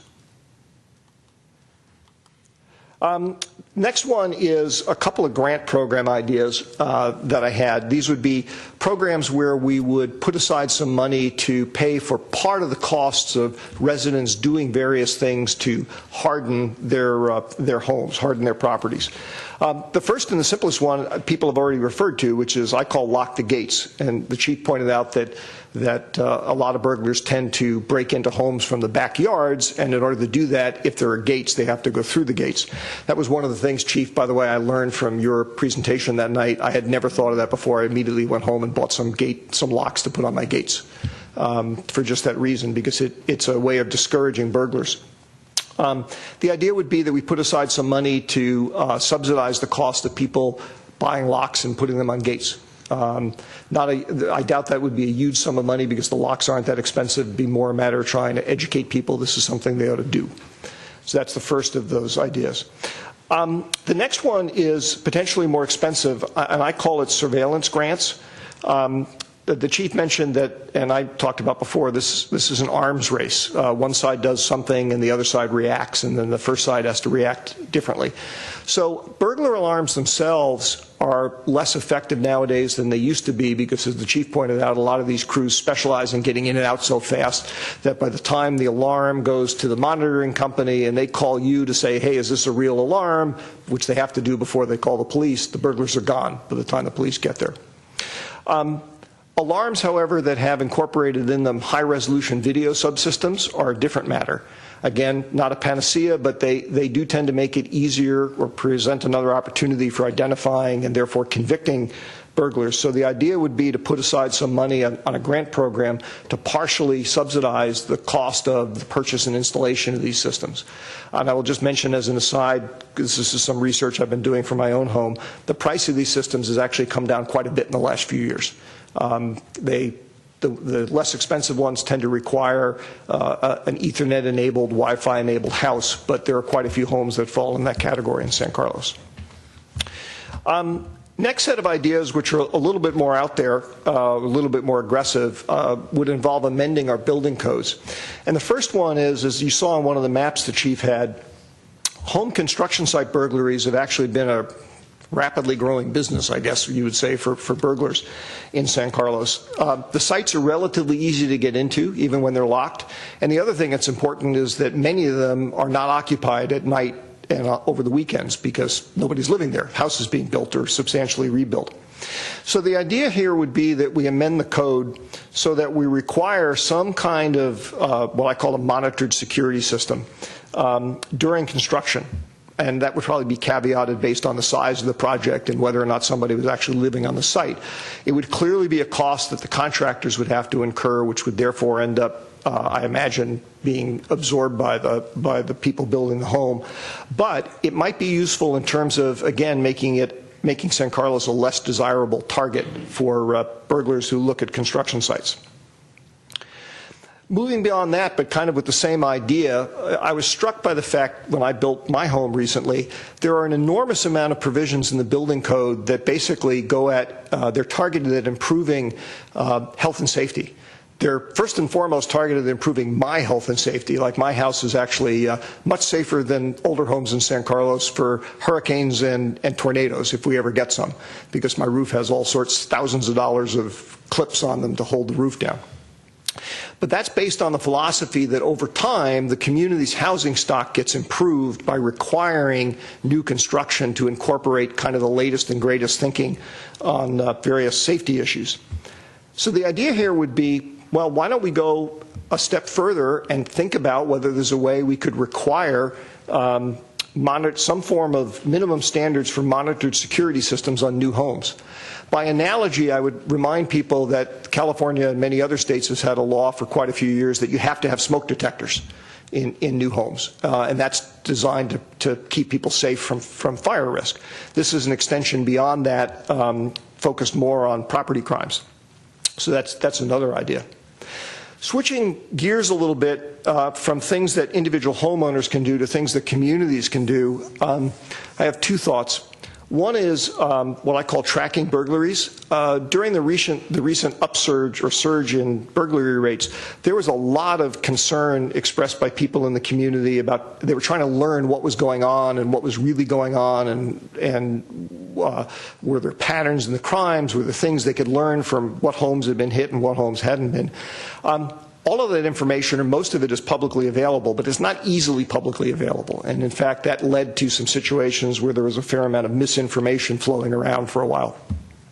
So the idea here would be that we make it a goal to, with an important caveat that you see highlighted in yellow down the bottom, that we make it easier for residents to find this information via the city website. Information about when a burglary took place, what was it on a construction site or an occupied home, what kind of security measures were in place, other things that you see there. The key caveat is that we have to give the chief, in fact, he won't put the information out there that if it's going to compromise an investigation, but we want to honor that. And I think we also need to make sure that we honor the desires of victims who may not want certain information about their homes put out there for the public to see. But to the extent we make it easier to find this information, we remove the the propensity, or at least minimize it, that the perception that some people have that the city or its law enforcement arm is hiding something, which is not at all the case, but it's a perception. It also may provide an opportunity for people to learn from each other, like, oh, I had this system and that didn't work, so don't put that on your own home. Finally, I call this building the community safety team, and the chief touched on this very briefly towards the end. He and I had a good conversation last week about, it's kind of interesting that since law enforcement is designed to protect the community and it serves the community, and the police are always very responsive to the community, you'd be surprised at the number of people who hesitate to call the police. I can't tell you the number of times that I used to see on Nextdoor, somebody would say, I saw something suspicious, should I call the police? And a few people would say, I saw something suspicious, I called the police, and here's what they told me, which of course is a much more effective response because it loops the police in earlier rather than later. You also have a situation where people who have called the police on occasion, not always, wonder what happened to their report, wonder what happened to the information they provided.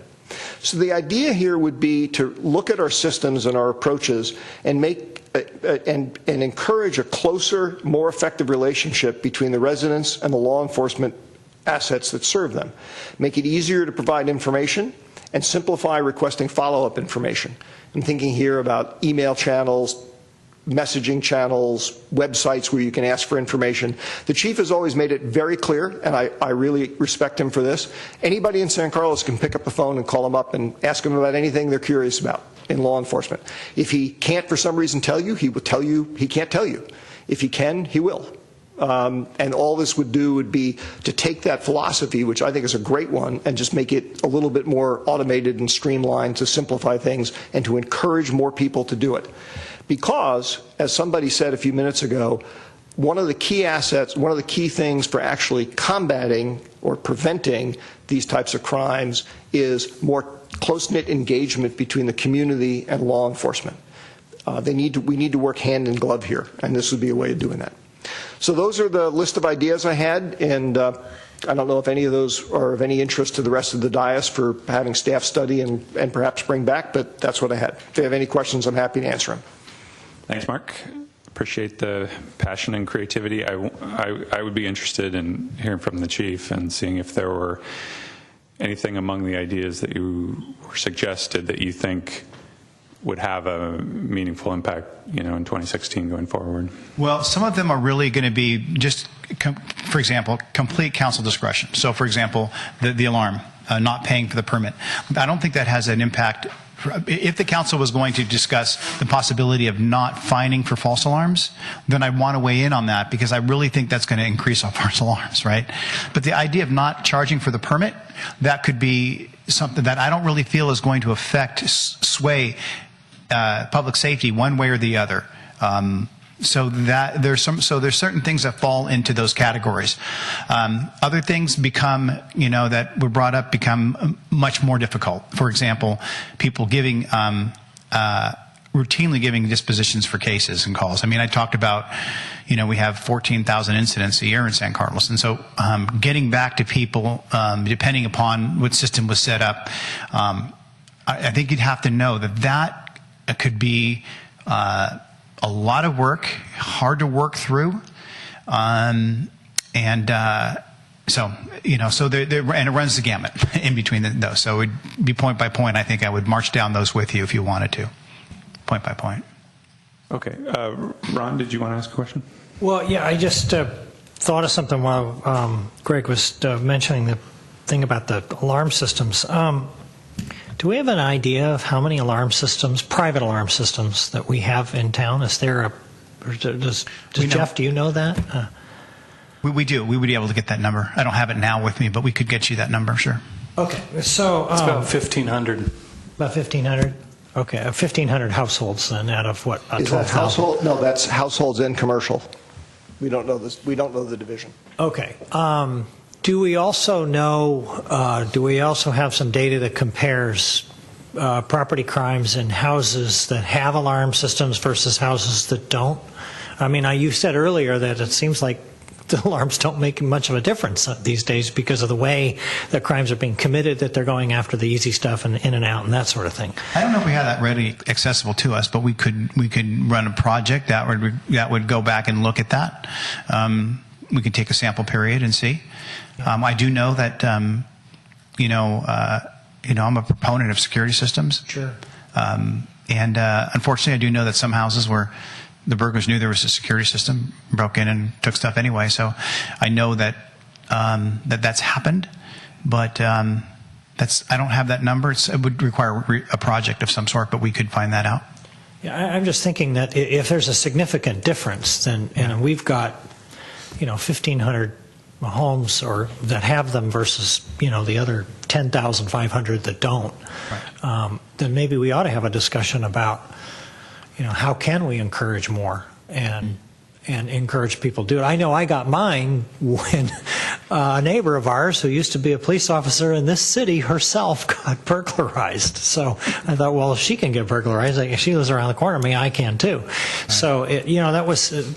And I had never been burglarized, but it was because of that experience and listening to her that I went out and got one. And my perception of why I didn't get one before was that there was a lot of wiring, it was very expensive, and I'm wondering, what sort of, maybe this is a discussion we probably ought to have among the council as to how much outreach maybe we could do to encourage people to get security systems in place. What we've done so far, we announced at the town hall meeting that people who want us a home security audit, we're happy to do it. In fact, we're doing one right now. We're out at a house on Leslie Drive right now doing a home security audit, and we've got about a half a dozen more in the queue. So that we're doing, and but we could certainly do more, and I think that's important. Okay. All right. Let me ask one other question for the chief. So, Mark proposed a bunch of ideas. Are there any that you're seeing in other cities, whether it's in San Mateo County or throughout the Bay Area, that either among the ideas he suggested, or are there other ideas that you say, well, hey, if San Carlos was doing what X city was doing, we'd be way better off? You understand what I'm asking? I do. I think the cities who are most effective, one of the things that the council did a while back that I thought was maybe one of the more effective steps was the removal of the permit of the fee for block parties and the promotion of block parties. And not because I like parties, but and we would go to these block parties, but it's because it gets people. You'd be surprised if people never knew each other before. Now all of a sudden they know each other and they know who lives where. Oh, that's your house and that's your house. Those kinds of things are huge. I think communities who come together, anytime a community can bring neighbors together, I'm sorry it sounds a little pie in the sky, but I'm telling you it works. Mm-hmm. So those are the kinds of, that's something that works. The one thing about burglaries and I think, dealing with them, and I think Councilmember Olbert is in that, going down that road, is it has to kind of come at the problem from all. There is no panacea. There is no one thing. It's a combination of everything. It's a combination of security. It's a combination of, getting to know each other, good policing, good police tactics, good investigations, working with the region as we're doing, working regionally. And so it's the cities that are most successful are the ones that are doing everything. Okay. Did you have another question, Ron? Yeah, I just had one more. I wanted to ask Jeff, do you have an idea of how we might come at this in terms of Mark's suggestions? I mean, I think he's got some nice nuggets in there that we ought to find a way to approach.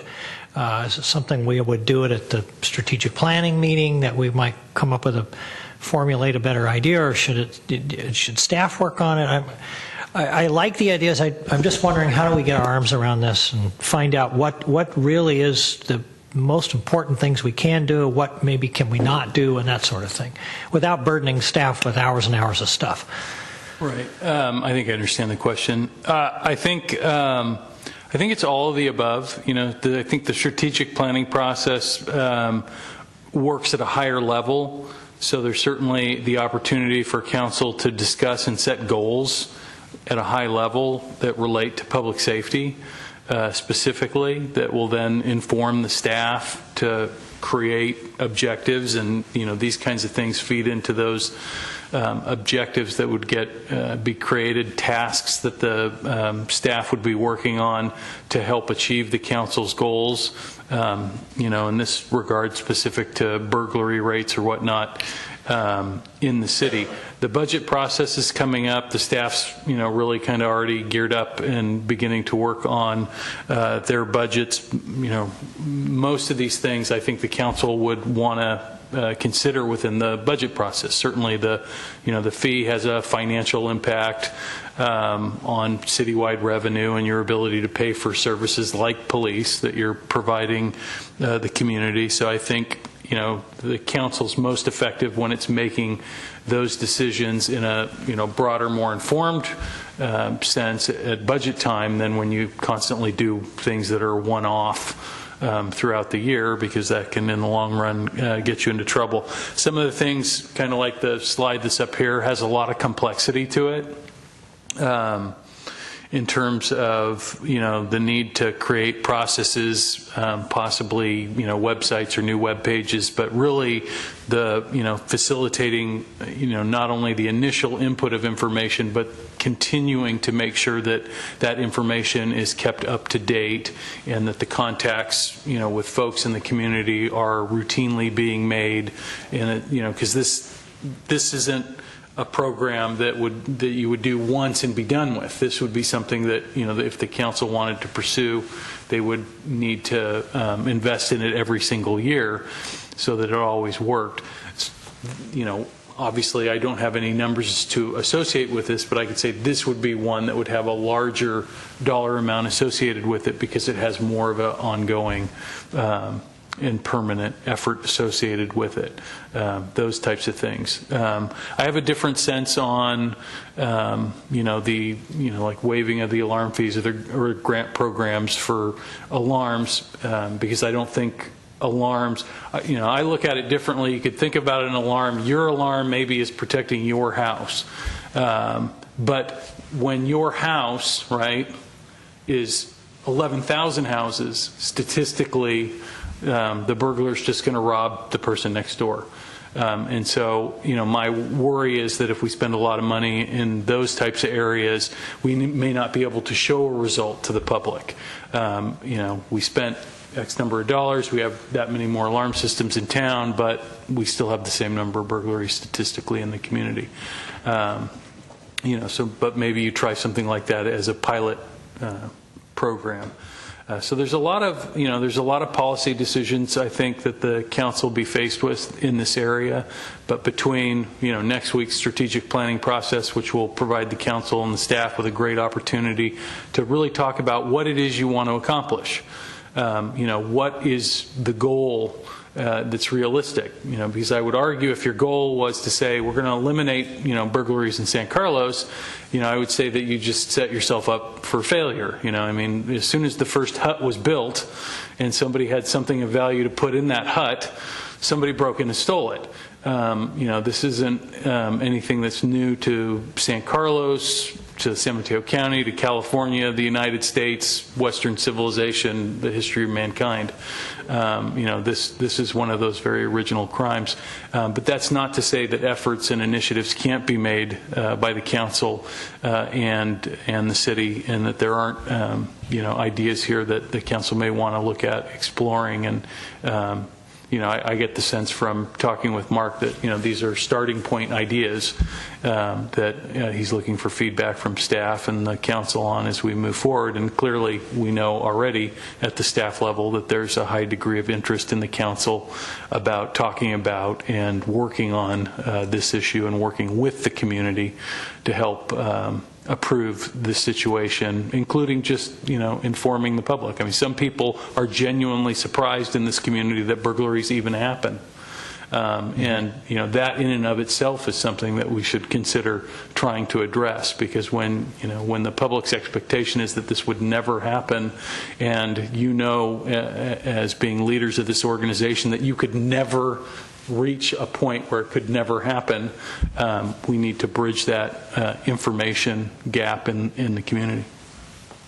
Thanks. Thanks, Jeff. Mark, you wanted to ask another question or make a comment?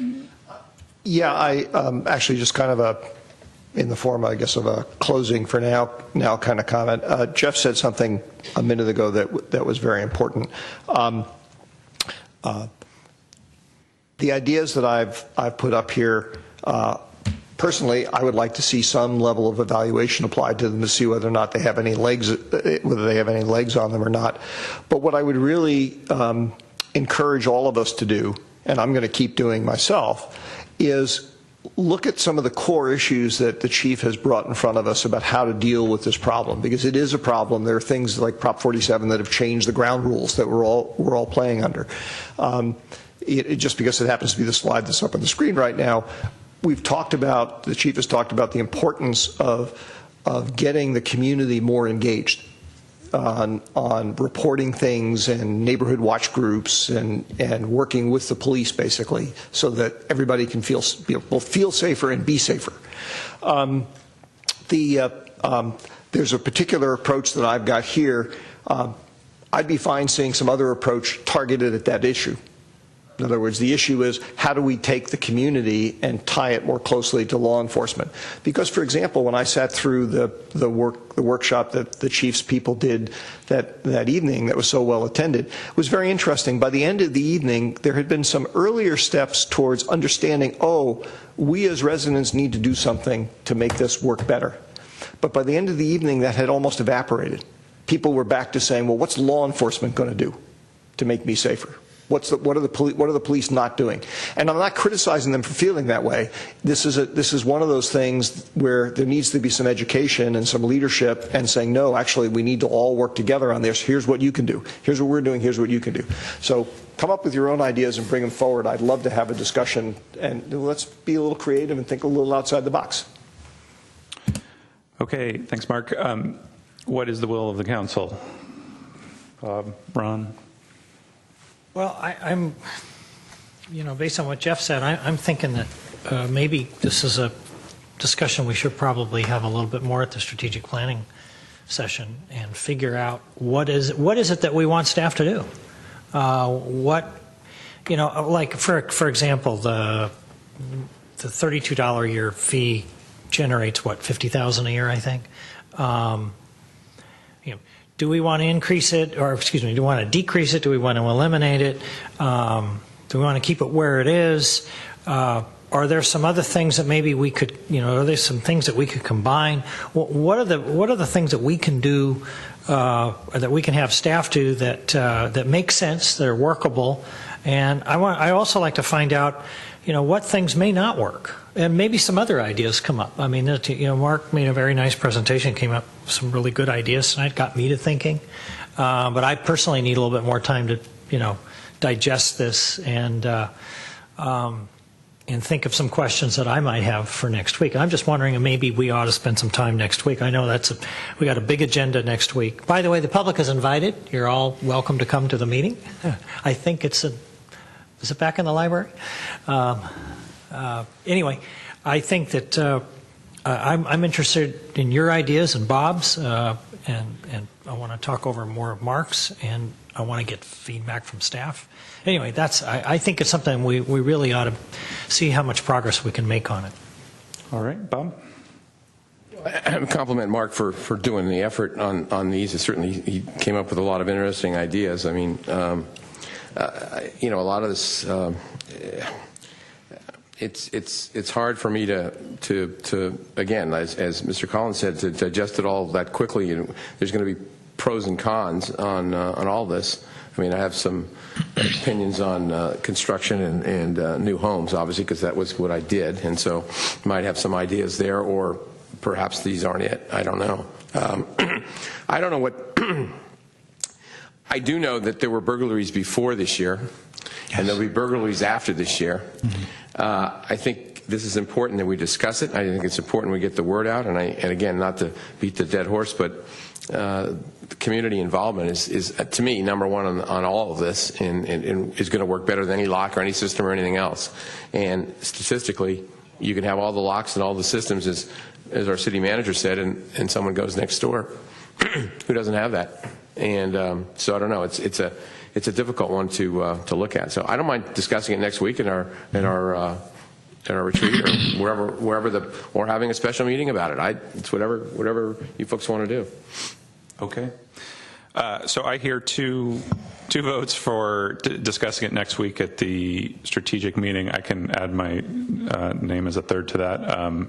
Can we? Yeah, Jeff? Yeah. You can even make it unanimous.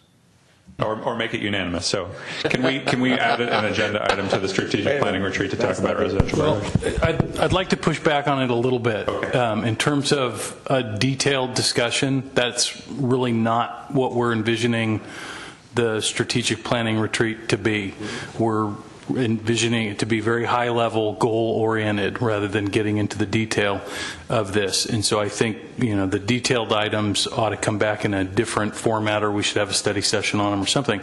But one thought that occurs to me, which is something that the council does frequently with this type of subject matter, is you entrust 2 of your colleagues to form a subcommittee to work with staff, to drive this a little bit further, to have some of the brainstorming, to flush out some of the ideas, so that they're not quite so all over the map when they come back to the council, and you can have a more focused discussion on the ideas that have sort of survived just some of the basic vetting, factual vetting with staff and council as more thought has been proposed to it. So if you'd like, we could agendize a creation of a subcommittee at your next meeting. We could even put that on the special meeting next week just to get the ball rolling quickly, since that's a very simple action. And that'll allow us to move a little bit quicker, I think, in flushing out some of these ideas, because I think the council, I'm sure, would love to spend all their meetings talking about how to improve public safety and keep the community safe, because you care about this topic that much. But I know you care even more to get to the point where you actually have practical solutions that are benefiting the community. So. Greg, do you want to say something? No. Okay. I think it's an excellent suggestion. Do others agree? Absolutely. Yeah. Okay. I'd even be willing to serve on the committee. We have unanimous consent for putting it on the agenda, and we have a volunteer. Okay. All right. Thank you. So I have no public comment cards for this topic. Is there anyone who wishes to speak on public comment? Okay, hearing none, we'll move on to new business. Item 9A, consideration of adopting a resolution authorizing expenditure not to exceed $60,000. Okay, thank you very much. Just before I start on this topic, I also want to thank Councilmember Olbert for his thought and interest in the subject and the work that he did put in for that, and the entire council for the support always, but especially through this recent trend in burglaries. I think you have a high bar for public safety. There's a deep interest in public safety, and you are simultaneously very supportive, and I really appreciate that. So moving on to the automated license plate readers, there's a staff report before you tonight to get funding for more automated license plate readers.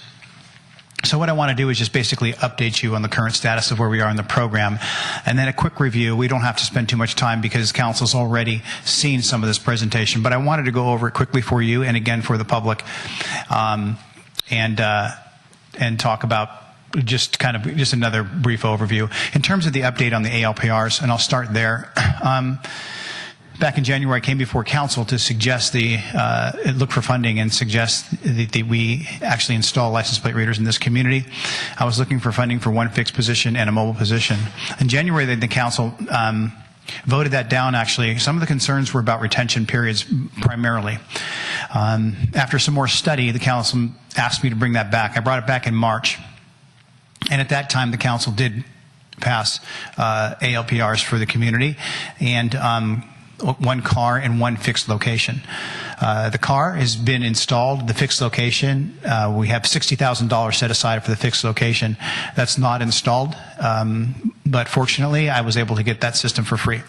So that's savings of $60,000 to the city to get a free system, and we're working on that install now.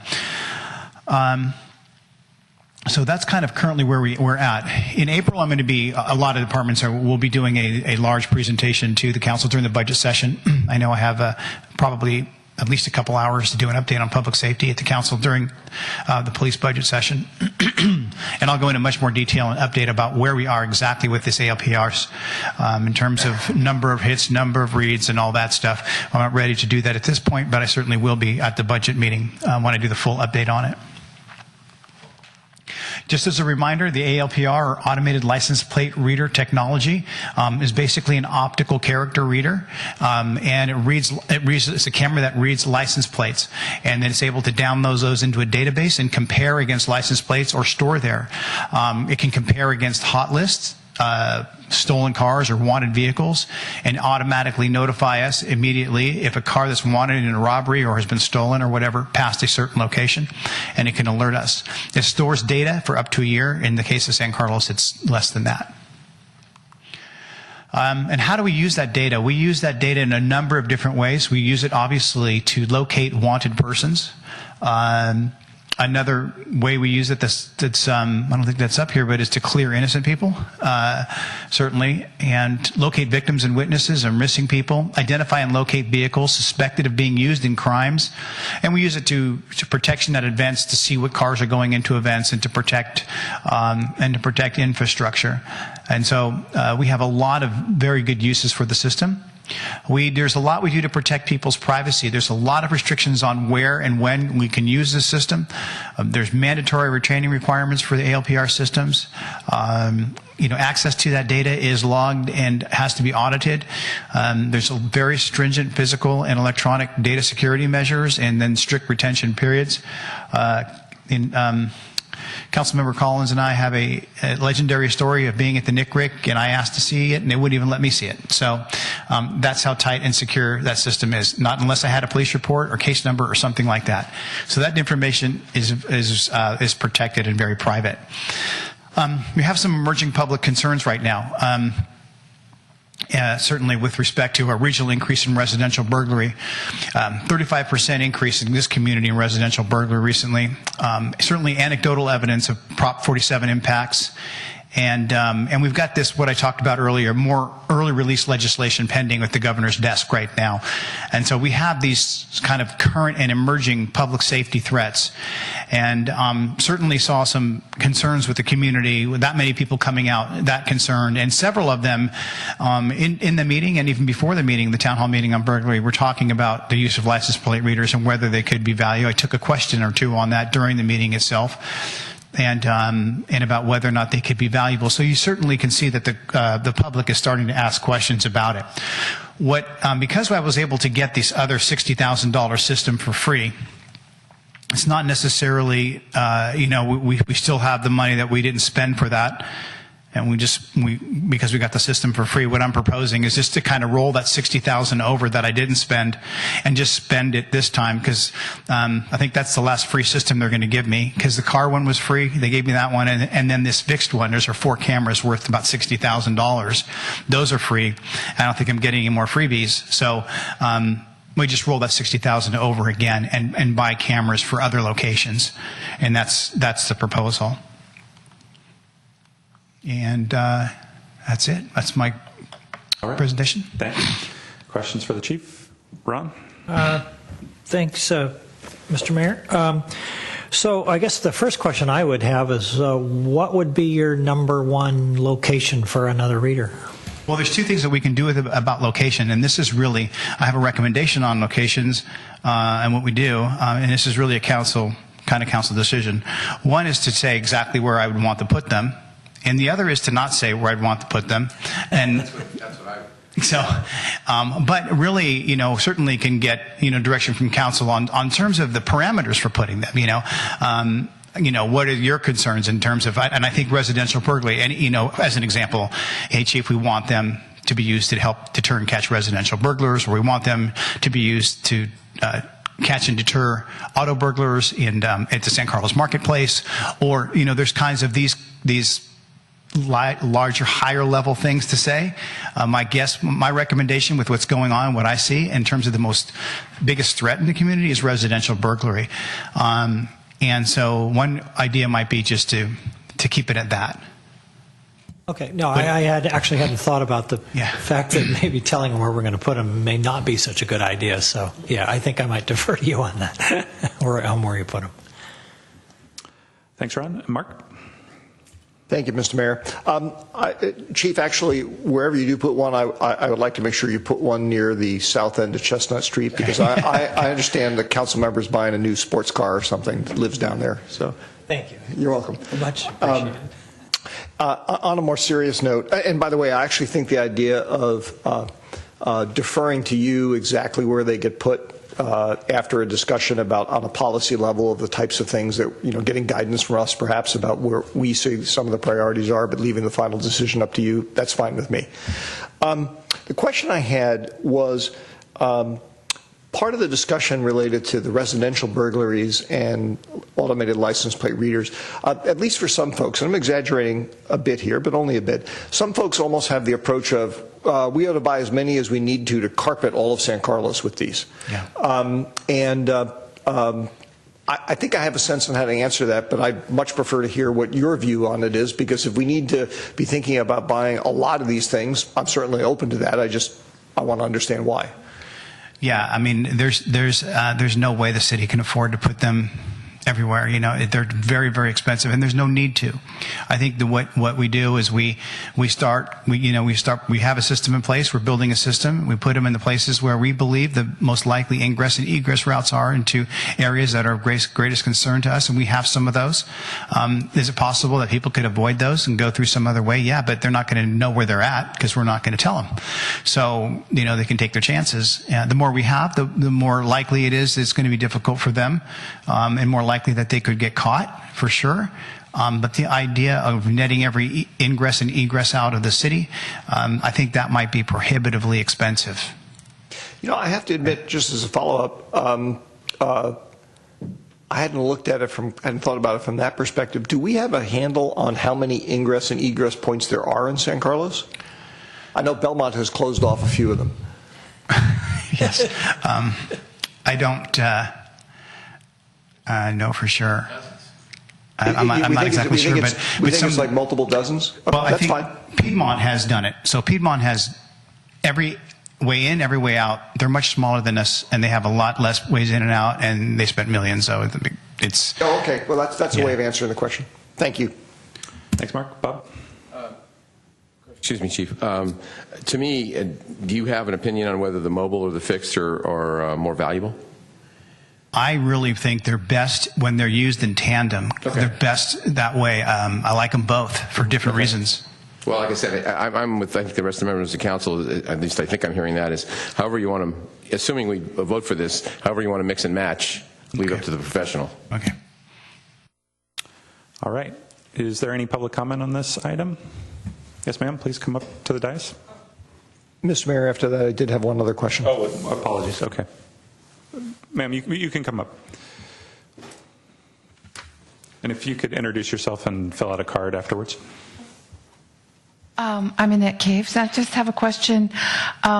If the thieves are using rented cars and that sort of thing, doesn't that sort of defeat the purpose of blanketing us with lots of plate readers? And also, how big are they? What do they look like? Just really in general, just curious. Thank you, ma'am. That's a good question, because there are people who are smart enough in some ways or to defeat them. They are, for example, they don't put license plates on their car, so they'll take the front plate off. They'll steal plates, and they'll do things like that to defeat the system sometimes. With a rental car, assuming we know who rented the car, we can go that way.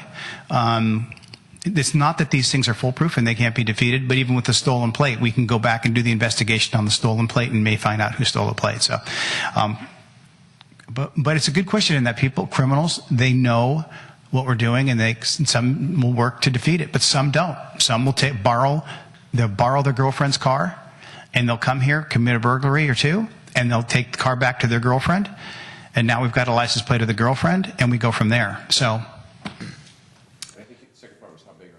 Oh, they're pretty small. They're just like they're cameras. They're basically maybe like a red light camera, So that's what they look like, a small tubular camera. They're not that big, maybe something like that on a light post or a signal You have light. a picture? I think we had a picture of them. That was one system, yeah. Thank you. Mark? Thank you, Mr. Mayor. Before I ask my question, I'll just say in passing that from all the conversations that I had with the chief and other law enforcement people over the years, one of the things that I continually scratch my head at is the amount of mental energy put into their activities by some burglars. It's like if they got themselves an honest job, they'd actually be doing probably a lot better. And wouldn't have the risk of incarceration. Not all of them, of course. But my question, Chief, actually is the fixed versus mobile issue. What does it cost to, roughly, to install a fixed unit? Because what I'm thinking is these look like things that, like if you put them in place A today and then 6 months from now you go, okay, we want to move it someplace else. There's some cost to move it, but it's not like it violates the law of physics to move the camera. Yeah, it depends on how many lanes. One camera can get one lane of traffic in one direction of travel.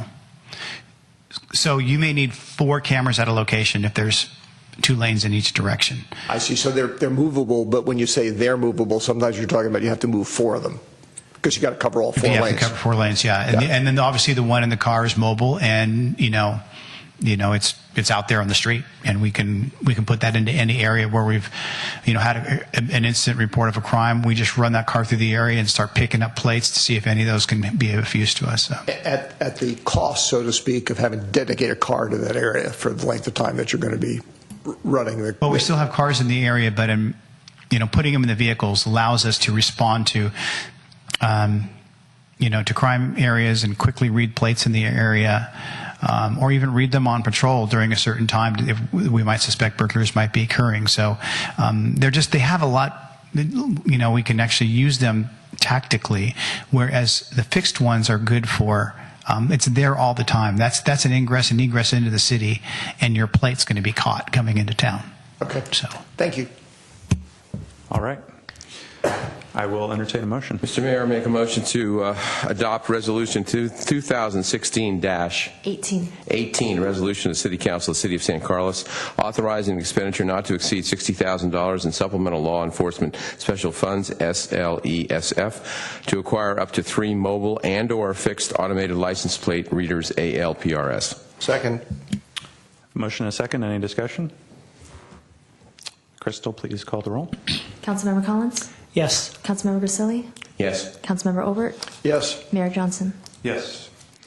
Now we'll move on to item 9B, consideration of adopting a resolution appropriating $100,000 out of the City Council's general fund unappropriated balance of approximately $2.6 million to be used to deploy special enforcement units on overtime into areas of high risk for residential burglary.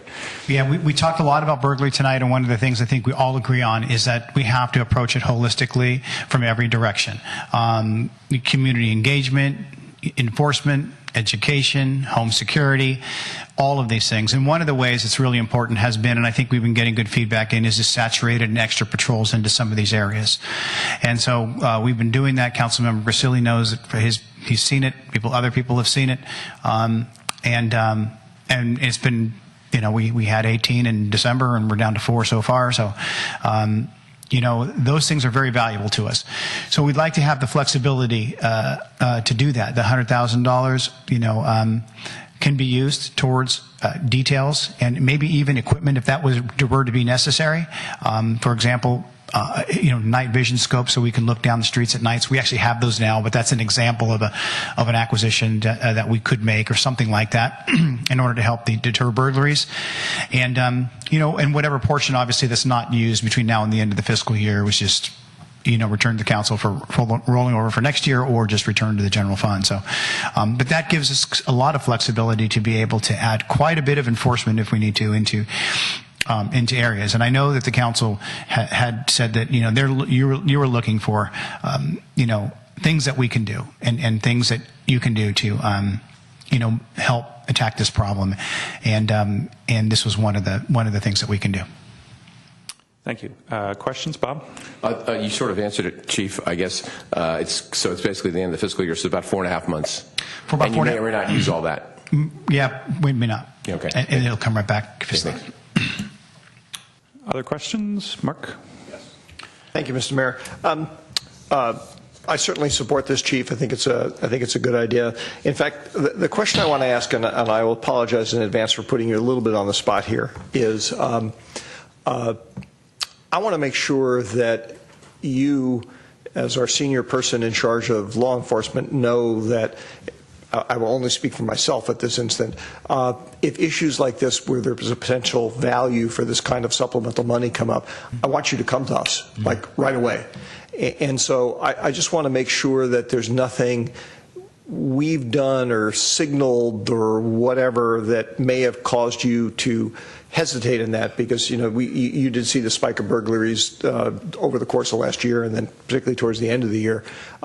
So happy to support this, but my real concern going forward is I want to make sure that you can come to us, because we aren't necessarily the right people to say here's a bunch more money. Don't hesitate to come to us. If we don't think we can spend it, we'll let you know. Right, and I don't. I think every council member has told me before, public and private, if there's anything we need, let me know. And I've always felt that way. I try to be a good steward of the public funds. I think those on the council who've worked with me for a while know that. I also try to do with what I can when I can, and and not cry wolf and things of that nature. So. I try to do my part, but I've always felt like I had support from the council if I needed it. And I certainly appreciate that, and I will tell you, as a former finance executive, one of the things you always look out for is people who are good stewards of money. Those are the ones that you usually insist come forward and ask for money, because they won't waste it. Mm-hmm. And I certainly put you in that category. So again, just please, if something like this comes up in the future and you think there might even be some potential value for it, don't hesitate to come in front of us, put a special item on the agenda or whatever you need to do. All right, sir. Thank you. Thank you, Mark. Any other questions? Any public comment on this topic? Hearing none, I'll entertain a motion. Mr. Mayor, I move. Mr. Malpe? It is. Sorry, still new to the system here. I just wanted to add a couple of things, because we've heard so much about so many different elements of law enforcement tonight. And one of the slides we saw earlier as part of the first item, the annual report item, talked about spending on police services, and how we were, I believe, the lowest on that level. And I want to make sure that the public understands that when we're talking about spending on police services in San Carlos, that we provide those services consciously very different than those other cities that we were comparing ourselves to. We have embraced a contract service model with our Sheriff's Department in San Carlos, which actually the majority of residents in California receive their municipal police service from their Sheriff's Department. In the Bay Area, it's a little bit more of an unusual model, though it's growing. It's a huge model for providing police services in Southern California.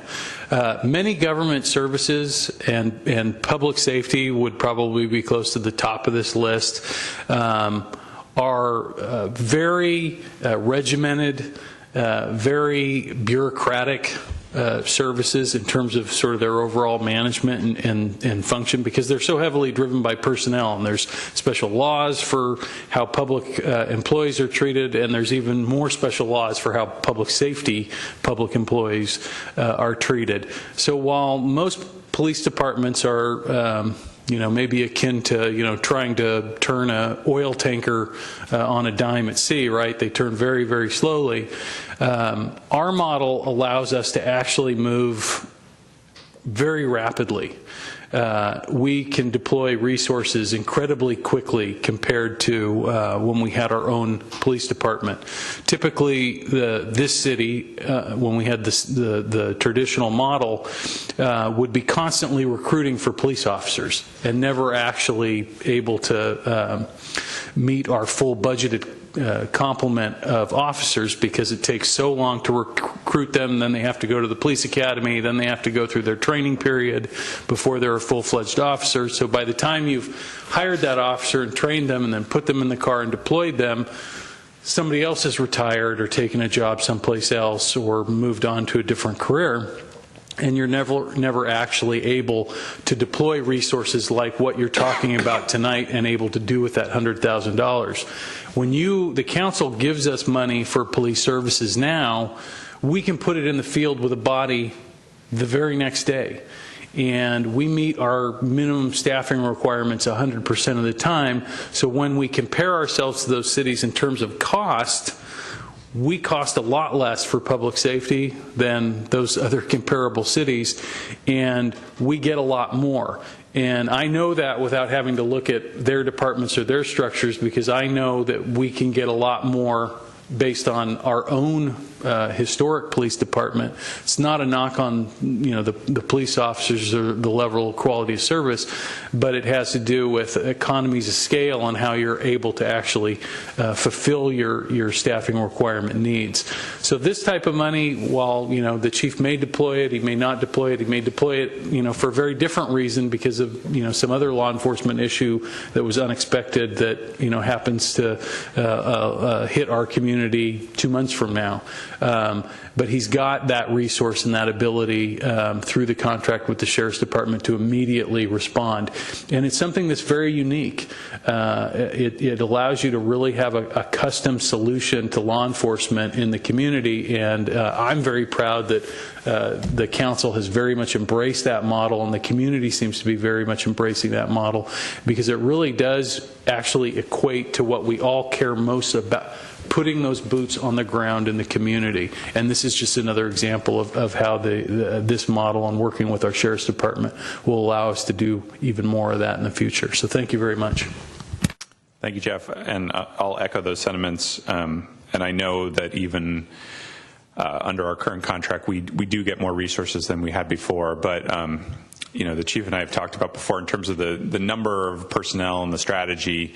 We're trying to keep the same, more or less, patrols and the patrol schedule, same number of cops out on the beat.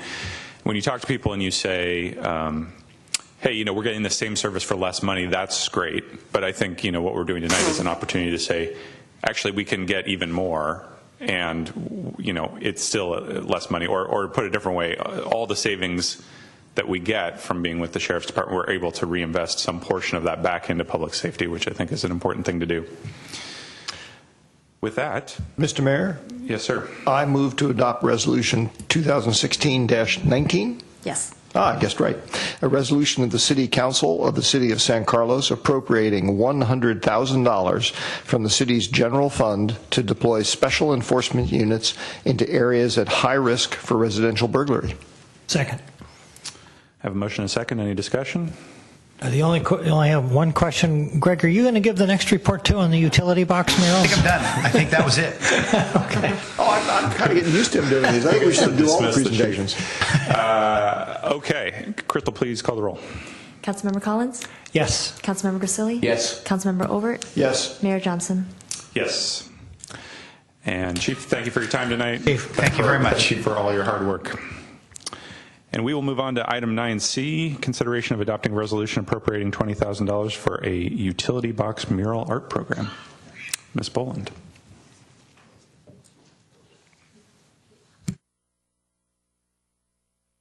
Thank you, Mr. Mayor, members of council. Welcome back, Crystal. Nice to see you after so long. This evening, I am asking for consideration of appropriation $20,000 for a utility box mural art program. Just a quick background. Back in October of 2015, resident Annette Caves, that you heard from earlier, suggested during public comment that the city consider such a program. We took that on to Parks and Recreation Commission, Parks, Recreation, Culture Commission, who reviewed that in December, and they took a liking to it.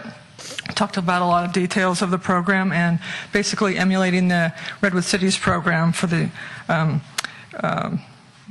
mural art program. So I consulted our general plan. There's a land use element which contains our public arts master plan that was adopted by the council in July 2011. If anyone recalls Mary Jo Hoffman, she brought that to the council. And contained in this plan is 7 art zones.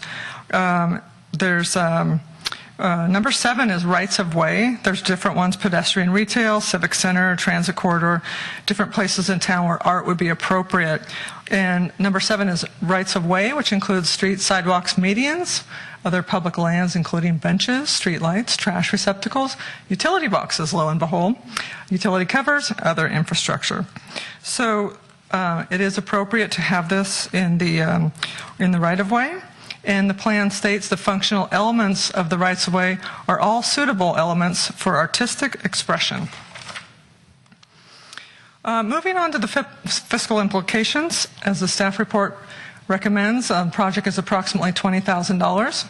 We do have 18 city-owned boxes. We're not talking about AT&T or Comcast, any of those, but these are actual traffic light boxes that are basically on every corner downtown, and there's a list in your staff report of all of them with a photo. The artist would receive $500 per box, $250 upon initiation of the project, and $250 after the completion of the project. We project that it's a 10-year project, assuming there's no graffiti involved or anything else. It should last about 10 or more years. Funding is available and in the same fund that the chief just robbed, which is the unrestricted account. Was that a felony or a misdemeanor? It'd be a felony. It was a very large number. Not here to defend himself. You're going to be driving home, Ms. Mullen? Our Public Arts Master Plan outlines a selection committee that consists of 5 to 8 members. Basically, for this type of project, we would recommend 1 council member, a couple of Parks and Recreation commissioners, city staff would be myself, and Ms. Caves, who brought the project forward, has volunteered to be that community member, and we could have more than one. It's not set in stone at all. After our committee is formed, we can discuss some selection criteria. Some of the criteria from Redwood City includes artistic excellence, innovation, originality, establish a time frame. We're thinking about 4 to 6 weeks, perhaps. We don't want this thing to drag on. The artist never finishes, and it should be appropriate and tasteful. And suggested goals should be, or could be, transforming the area where the box is located. It should relate to the area, hopefully. If not, then it should show off a part of the city's cultural, historic heritage or a key activity in town. I was thinking of perhaps a caricature of each council member's head on the first 5 boxes, but we could talk about that. We would have a call for artists using our different tools for communication. Of course, all of our commissions. We have a youth advisory commission, high school, Sequoia. I'm shocked that Sequoia High School still has a fine arts program, which is great. Social media, e-newsletters, and then, of course, get the students involved. And we'll have a formal application process with screening all of the artwork. We would be exempt under CEQA, California Environmental Quality Act, which is Class 1, which states minor alterations to public facilities are exempt. Bringing my presentation under 5 minutes, unlike my colleague, I would recommend that you adopt a resolution appropriating $20,000 for a utility box mural art program. Happy to answer any questions. Thank you, Christine. Questions for Christine, Bob? The only just question, $20,000, Christine. You've got 18 boxes. The artists are going to get paid theoretically $500. That would be $9,000. The other $11,000 goes to unexpected expenses. I didn't want to run right up to the number because I didn't want to come back and So in effect, it's probably going to be up to $20,000. Up to 20. We've got anti-graffiti coating, which is could be expensive. We don't know if we're going to use volunteers or actually hire a firm to do that. And then sandwich boards to say that, make those sandwich boards. It says the artist is working, do not disturb type of thing. Okay. Just asking because I just types of unexpected expenses. Nice. Thank you. Thanks, Bob. Mark? Thank you, Mr. Mayor. Thank you, Christine. Couple of questions. First off, I think the idea of some kind of public art program, great idea. I really applaud people bringing it up and struggling to get it all the way through up to us.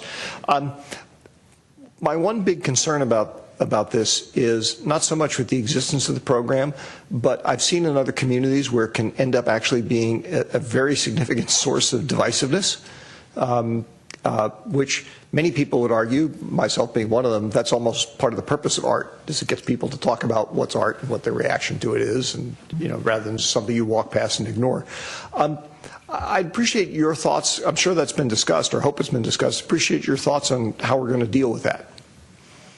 I believe that's what the selection committee would be for. So we would vet these as a committee level, bring it back to Arts and Parks and Recreation and Culture Commission to bless the selection. So we would have as much public input as possible. Okay, that's good. I'd seen that. With all due respect, the other communities where I've seen this become a problem, they've had those too. Mm-hmm. The problem is not so much in the selection process. It's almost like, regardless of what happens, in some situations you get division. So maybe that comes back to saying that you have to be pretty careful about defining the parameters of sort of what's within the realm of acceptability. I just want to make sure that gets addressed as we roll this out. The other question I had is, I wasn't clear from the staff report, or maybe I just missed it. In general, where are these utility boxes located? There's 18 of them, and if you look at basically every corner downtown, you'll see a big gray box, including the one right out here on the corner. So basically where there's a street light, it's a controller box. Okay.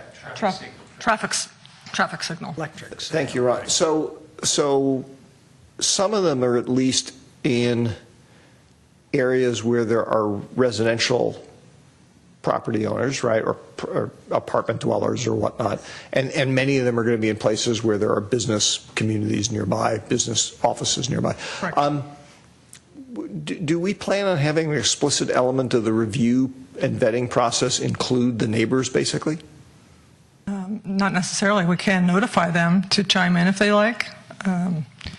Personally, I would like to at least make sure that they are notified so that they know something is going on, and that if they wish to come in and respond to, maybe even if you put the alternative designs up on a website or something, so they can go look at it in case they want to respond. Just because, again, I'm kind of leery about somebody living in an area and all of a sudden something shows up that they have a violent negative reaction to, which can happen. So that's all I had. Thank you, Mr. Mayor. Thank you, Mark. Any other questions? Is there any public comment on this item?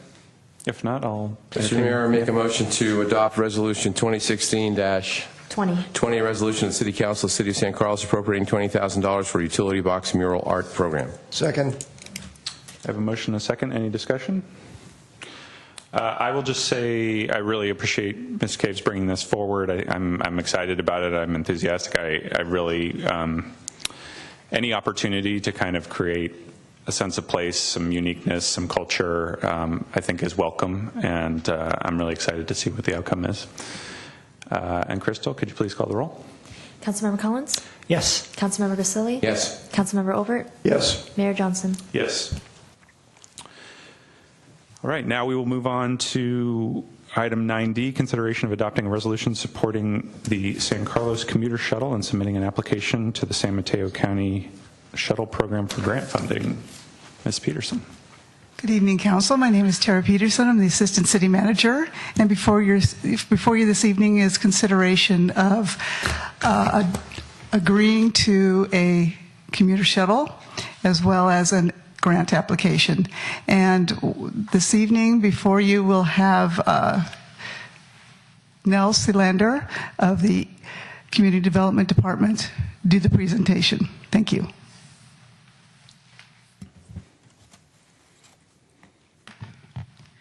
Good evening, Mayor and members of the City Council. As Tara mentioned, I'm here to present for your consideration a new San Carlos commuter shuttle, as well as specifically asking you to consider a resolution in support of us submitting a grant application through the San Mateo County Shuttle Program.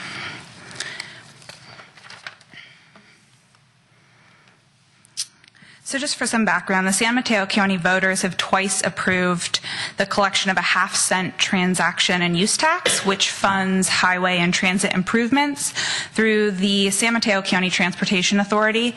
And then additionally, CCAG's Congestion and Relief Plan helps guide the spending of these funds and includes supporting local and employer-based shuttle programs.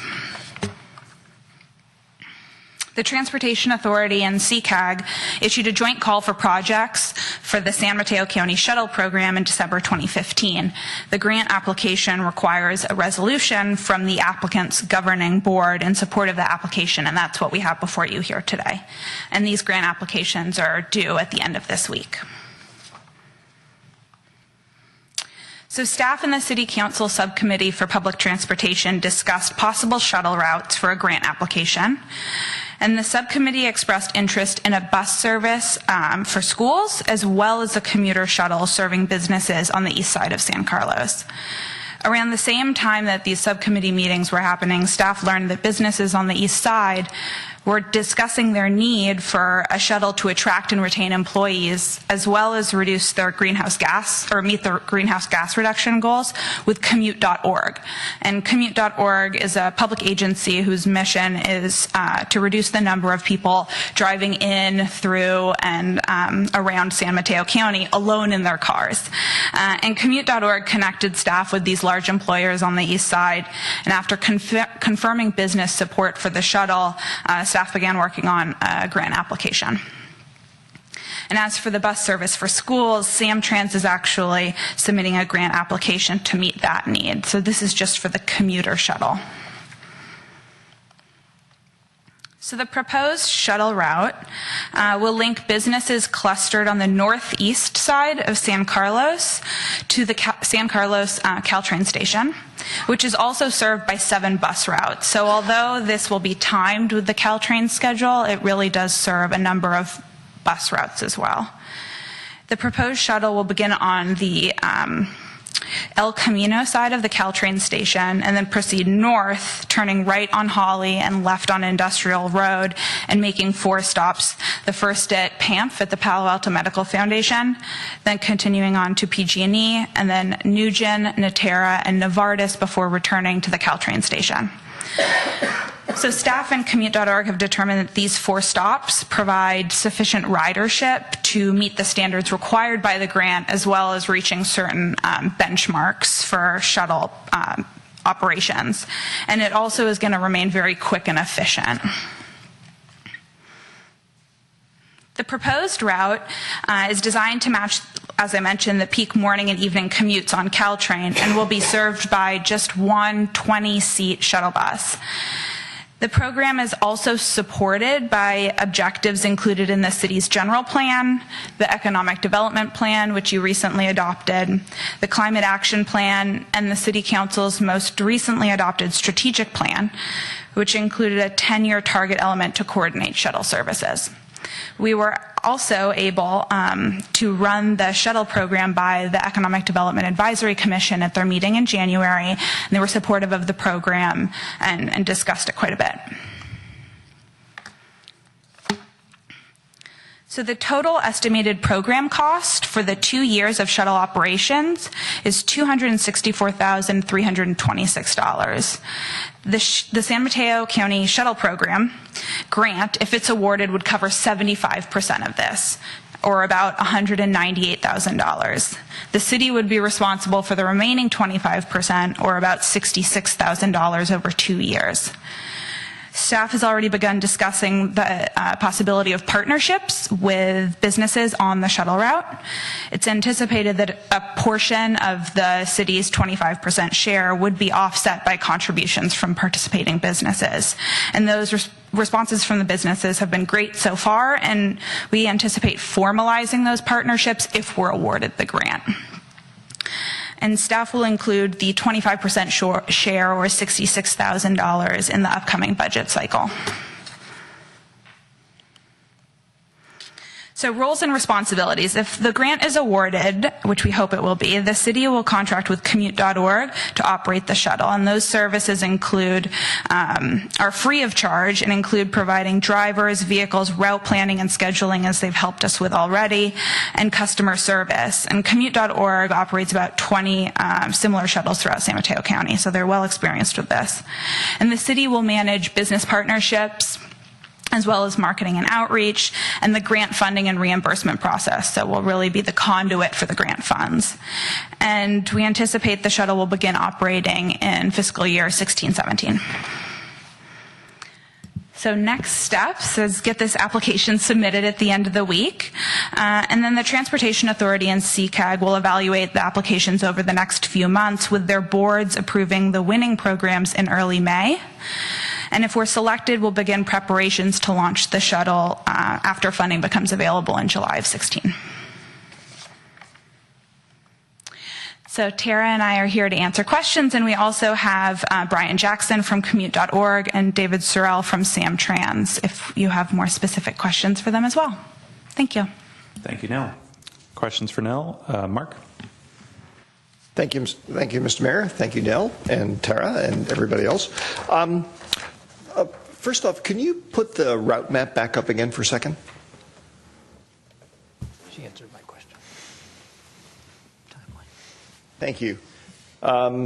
Great. That answered my first question, which was I wanted to make sure the pickup and drop-off area was not on the east side or on Old County. Did you have the same question? Okay. You must have the same scars too. Twins? No, it's the same scars. So, okay. The next question I have has to do with that issue of approaching the businesses that we're serving for some financial commitment to help offset the 25% share. There's two parts to it. One is if we don't get enough, not sure what that is yet, but if we don't get enough commitment from the businesses, are we able to not use the grant money? In other words, or are we committed to run the shuttle once we get the grant money, the 75% grant? I might have Samtrans answer that, because it has to do with, once the money is committed, right. But I believe there's probably. Okay. David, would you mind answering that? I think the question is, to rephrase, if essentially we were awarded the money but decided not to run the shuttle, could we return the money? That's another way of putting it, yes. It's a reimbursement basis grant, so it's as you spend it. All right, fair enough. The reason I asked that, by the way, is, and I'd like to see us have some discussion about what our goal is for if any, for getting commitments in to offset some of that 25%, because personally, there is clearly a public good in running a shuttle, because it takes other commuting vehicles off the road and whatnot, which benefits everybody. But it also provides benefits to the businesses that are served as well. And Jeff and I have talked about how historically the city has perhaps, in my opinion, tended to provide certain types of services and infrastructure things for free, or would appear to be for free. And that creates an expectation that all such things in the future will be like that. And that's not necessarily something that I'm comfortable with.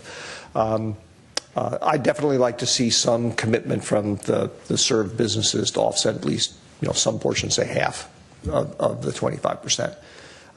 Do you get a sense of what level of commitment we might get from the businesses that are being served? I know you said you're in just preliminary discussions. Yeah, we have, because the number of employees at each location, we anticipate would probably dictate the level of commitment. Mm-hmm. Until we get the grant funding in place and really move forward in that direction, we don't want to specify. We haven't asked for specific amounts from each business yet.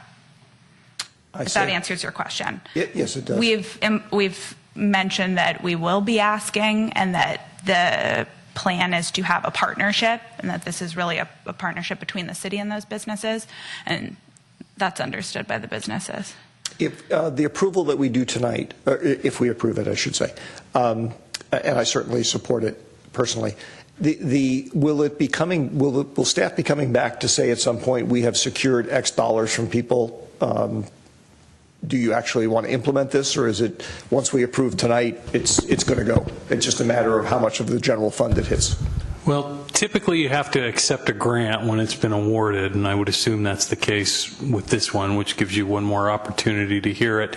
In sort of answer to your other question, the direction that I've given staff is that, I would like the goal to be 80% cost recovery. There are 4 stops. I'd like to split this 5 ways, in other words. With the city being one of them. With the city being one of them. Well, you're more aggressive than I was. That's okay. You get paid to be that way. Thanks. Thank you. Thanks, Mark. Bob? Well, following up a little bit on that, so basically once we accept the grant, we're I don't want to say stuck, but we're going to do this. So if we get 80%, that'd be nice, but if we don't, we're just going to have to pay for our share. Secondly, are we going to be able to get like quarterly reports of there 6 people writing this thing, or 250,000 writing it, or, so we get an idea of how effective it is? Yeah, so commute.org, and we have Brian Jackson here, who I think can answer that question. I forgot, Brian, how often, could you come up, please? I forgot how often you report. Being the ex-member of that, I should know it off by heart, but how often do you guys compile those numbers? Monthly. So, Okay. but you can get it daily. I don't need it daily. Yeah, it's all automated, so however rapidly you want Okay, it. so if we want a monthly or quarter or something, okay, great. Yeah, just to clarify your point, Mark, what you're voting on is a resolution to support this shuttle. So if you say yes, that's your word and your bond that you will support this regardless if the companies pay or not. Right. Yeah. No, that's what I figured. So we're in. Okay. Okay. Thank you. Mr. Mayor, if I may just follow up on that, because that answer, and I appreciate that answer sounds substantially different from what I took away from Jeff's comment. It sounds like if we vote to approve this tonight, we are committed to actually running the shuttle regardless of how much support we get from the other beneficiaries. I still don't believe that's true. The grant is one thing coming from another agency, and then a contract would have to be entered into with commute.org to actually run the shuttle. So I think typically there's other opportunities, and particularly in all the reimbursement grants I'm familiar with, if a grant's awarded and you don't spend the money within a certain amount of time for the required promised services, the money just flows back to the granting organization. I hate to do this to you two guys, but for me, I don't know about anybody else, this is a reasonably significant question, so I'm trying to understand what's going on here. I want to make sure I understand what each of you are saying. Yeah, so this was an issue on this is my 4th grant cycle through the Transportation Authority, and this was an issue in the past where organizations or cities would agree to do a shuttle. They'd get into July 1st would come, and all of a sudden the funding that was there wasn't there anymore. So they put in this provision specifically to kind of bind you to this. And now, granted, you can do this on the application, and I think maybe we're splitting hairs, if you will, is that if you are awarded the funds, then you will have to do it. So there are 2 separate approvals, but to go through with the application, it is asking you to support this as the sole sponsor, and then however you guys get those funds. And those funds don't flow to us, those are the companies to the city. We're going to manage it, for free regardless. So they're pretty strict about it. They've made a big point of emphasis on it for the last couple cycles, and it's the same this time as well. And if I may weigh in to clarify, I assume that's because if one grantee is awarded, it means that another one may not be, and so therefore giving somebody money to run a shuttle that they don't run, whereas another applicant wanted to run a shuttle, it causes a lot of Exactly. problems. So the $176,000 that was allocated to this would therefore not be going to another application that did have support. So that's why they're strict about it. And they are anticipating that this round will be oversubscribed, so it will be competitive, whereas in the past there was funds left over because there wasn't enough being asked for. Okay, thank you. Sure. Okay. And I just thought I would add that what we look at this is a pilot program, and while we will approach the businesses listed here with the stops, there's possibly changes that could be made down the road. We might get other businesses that come online and say, hey, we have 50 employees and we'd really like to participate. So we'll look to commute.org to see if that makes sense, and then we'll just adjust it at that time. Thank you. Any other questions? Ron? Yeah, just one. Sorry, Brian, hate to bring it up one more time. You made a comment that I think answered my question, but I just want to be sure. You mentioned about it being oversubscribed. Does that mean you're reasonably sure that this is going to be have a high degree of participation, the businesses are going to be willing to contribute, and there'll be a lot of... No, the grants. Yeah, I'm sorry, I should clarify. So there's 10 million available for this call for projects, and they are anticipating that more than 10 million will be asked for.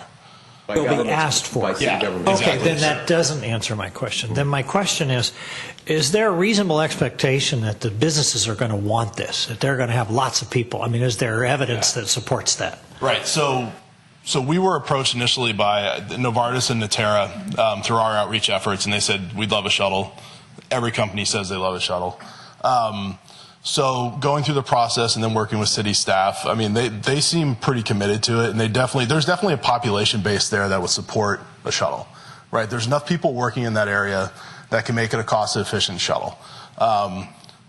It is always a hurdle to get them to cut a check, and that's been my experience is that, and the only way they really work, frankly, is that they have to be paying and they have to have some skin in the game. If they look at it to where it's a free public service, like you mentioned earlier, it's going to stop here anyways. We're not going to promote it. People aren't going to ride it. So really getting them to fork over money is a big deal in making the shuttle successful. They say they are. They're saying all the right things. And there actually was a shuttle that ran there, I believe 10 years ago, I want to say, in that same area. That was sponsored by the city. The city pulled funds from it and it went away. And at that time, the companies that were in the area, which were different companies, didn't step up. But that was a much different economic times than it is now.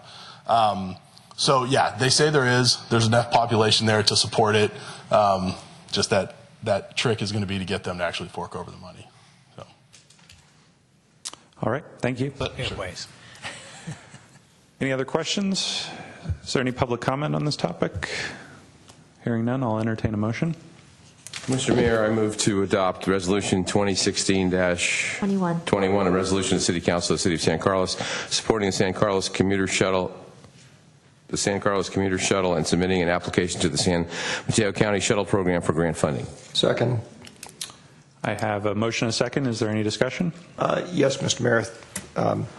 I seconded the motion, and I am going to vote for this. I think people understand what my concerns are, but Tara said something which pushed me over the edge, which is the notion that, in a sense, one can view this as a pilot program, or at least it's an annual program so that we get a chance to reapply. I will just say, going forward, for me, these types of things, for precisely the reasons that were being brought up at the end, it would be helpful in the staff reports to have this kind of issue clarified a little bit more, so that we don't have that kind of back and forth that we were doing. And, to the extent we can get some sense of the actual commitment early on of the businesses that are being served for similar types of shuttles in the future, that would be helpful. Thank you, Mark. I'll just say I just want to compliment the staff for turning this around so quickly and reaching out to the transit agency and commute.org and getting it all put together in a relatively short time frame. I think that I think we can all anticipate more economic development and growth on the east side. Compared to other communities on the peninsula, there's a bit of a distance from the transit linkages to those east side businesses, and I think we need to learn a lot more about how to provide effective, last mile linkages if we want to continue to grow and expand on the east side. So I'm very excited that we're doing this. I think we're going to learn a lot, and I hope we can push our businesses on the east side to get some skin in the game. So with that, Crystal, could you please call the roll? Councilmember Collins? Yes. Councilmember Vasili? Yes. Councilmember Obert? Yes. Mayor Johnson? Yes. So with that, we'll move on to item 9E, consideration of adopting a resolution establishing an appeals policy and guidelines for zoning administrator, planning commission, and city council appeals. Is that Mr. Malpe? Or Mr. Rubens? Me? Or Mr. Savay? It's me. I think we're going to have to call upon the mayor to do it. Shall I read you the staff report? Yeah, thanks. This item came up because of in anticipation of the number of projects that will be coming to the city over the next year and in the future, foreseeable future. So the idea was developed how to give guidance to appeals bodies in the city, which include the City Council, the Planning Commission, and the Zoning Administrator hear appeals in the city, how to efficiently conduct appeals and just provide a guideline both for the appeal bodies, but also to provide information to the public so that they will know in advance how appeals are generally going to be considered. I drafted the policy that has some outs to create some flexibility in the event it's a more complex appeal and the council or the appeal body feels more time is required. That would just happen on an ad hoc basis during the conduct of the appeals. The basic policy is 20 minutes for each side and a rebuttal by the appellant to close out the evidence gathering portion of the appeal. It also sets a 2-minute limit for members of the public to speak. And the appeal is de novo, another Latin term for you're hearing it as if you were the initial reviewing body, but you're applying the same standards to the application that the original reviewing body would apply.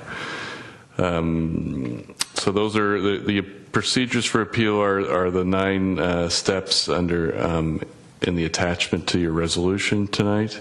And I'm here to answer any questions you might have about how we develop the policy.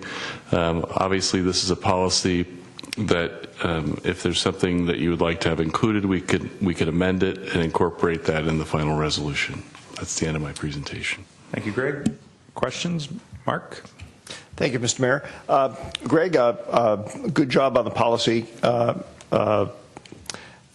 One question that I did have, which you and I talked a little bit prior to the council meeting, is the basic pattern we have: appellant stands up, makes presentation, respondent, appellant then has a rebuttal opportunity. And I had said to you that my instinct was, in this kind of situation, following kind of the pattern that the elections office uses, was there a reason why the respondent was not then given time to have a similar kind of rebuttal period? I suppose that's just my training as a lawyer is when you're conducting appeals, when there's an appeal even up to the Supreme Court, there's always the appellant, then there's a response, and then the appellant gets the final word. And so I was trying to recognize that process. But this is your policy. If you feel like, or the majority of the council feels like you would like to provide that extra opportunity, there's 2 ways to do it. One would be on an ad hoc basis to provide more time to an appellant if it was a more complex matter, to the respondent if there was a more complex matter, or to incorporate it into the policy to make that policy. I appreciate that. I was speaking for myself. I think I'd rather incorporate it in the policy and perhaps maybe there's a further tweak to the policy that, if there's a way to encourage people, if you don't need to use the time, don't feel obligated to do it. But I think the way you've set the rules up, at most it would be 35 minutes, correct? Other than perhaps Q&A. There'd be if we added what you're suggesting, there'd be 5 more minutes to the. So it's 25, and then if we added. Yeah, it'd be 25 for each side, basically. Right. Plus the time for the public comment. You're right. Well, that's when we come to that on the motion. That's certainly the direction I'd like to go in. But thank you. Other questions? Is there any public comment on this item? Hearing none, I will entertain a motion. All right, Mr. Mayor, I'll move that we adopt Resolution 2016-22. Yes. If I can count. A resolution of the City Council of the City of San Carlos establishing an appeals policy and guidelines for zoning administrator, planning commission, and City Council appeals. Second. I have a motion and a second. Any discussion? I'd like to make a follow-on motion. Go right ahead. Move to adopt Resolution 2016-22, a resolution of the City Council of the City of San Carlos establishing an appeals policy and guidelines for zoning administrative, planning commission, and City Council appeals, with the proviso that we provide a final 5-minute rebuttal period for the respondent.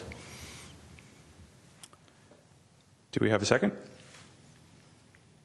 I'm a little stumped here. Well, I'll make. If you agree with me, do a second. Or if you want to just talk about it, you do a second. That motion then gets voted on. All right, I'll second it because I want to talk about it. Okay.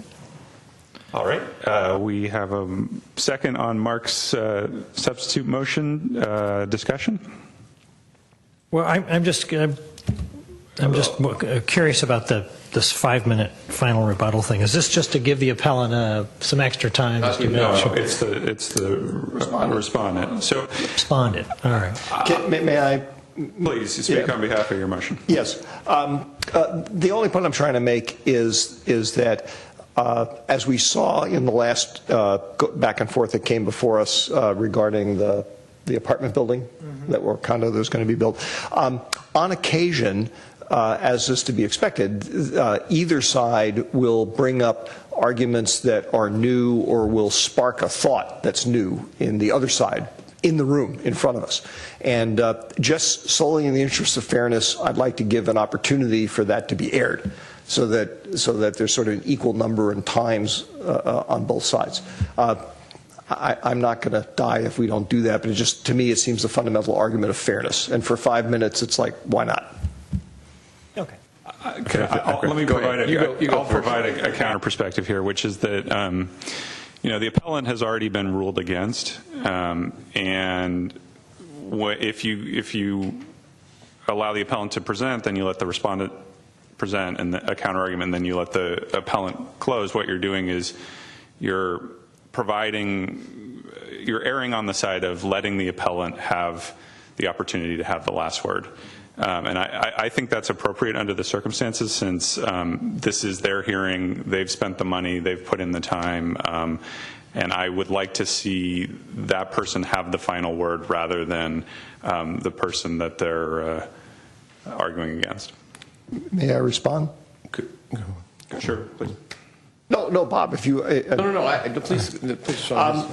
I think that's a fair argument. I understand the logic behind it.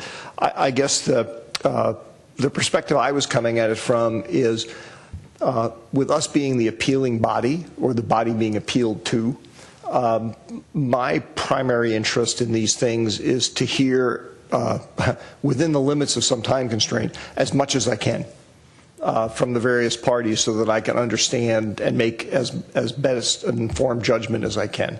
And that added to the notion, as I said, of in my perspective, fairness is what causes me to say, well, let's not even have the appearance of unfairness. And what you're saying is, well, but there's an element of unfairness in the fact that the appellant had to appeal the decision. I still think it's, for 5 minutes, it's worth it, but that's my opinion. Okay, Bob? Well, to me, it's a concept of, you brought up, Councilman Olbert, that let's assume you've got new information. Well, if the responding party brought up new information on their 5 minutes last, then the appellant would have no chance to respond. You could just go back and forth, back and forth, back and forth. So I agree with the mayor, and I think the appellant's already lost, and I think they get, it's just, and as rule of law, I shouldn't say rule of law, but as practice of law, that's what I think the city attorney was presenting, and I think it works for me. So that's my comment. I get it. I get it now. Okay. So it looks like there may not be support for your motion. Would you like to withdraw it, or would you like to call the question on it? No, let's vote on it. Okay. Crystal? Councilmember Collins? No. Councilmember Grisilli? No. Councilmember Olbert? Yes. Mayor Johnson? No. And now let's call the question on the motion made by Ron. Yes. Councilmember Collins? Yes. Councilmember Grisilli? Yes. Councilmember Olbert? No. Mayor Johnson? Yes. Okay.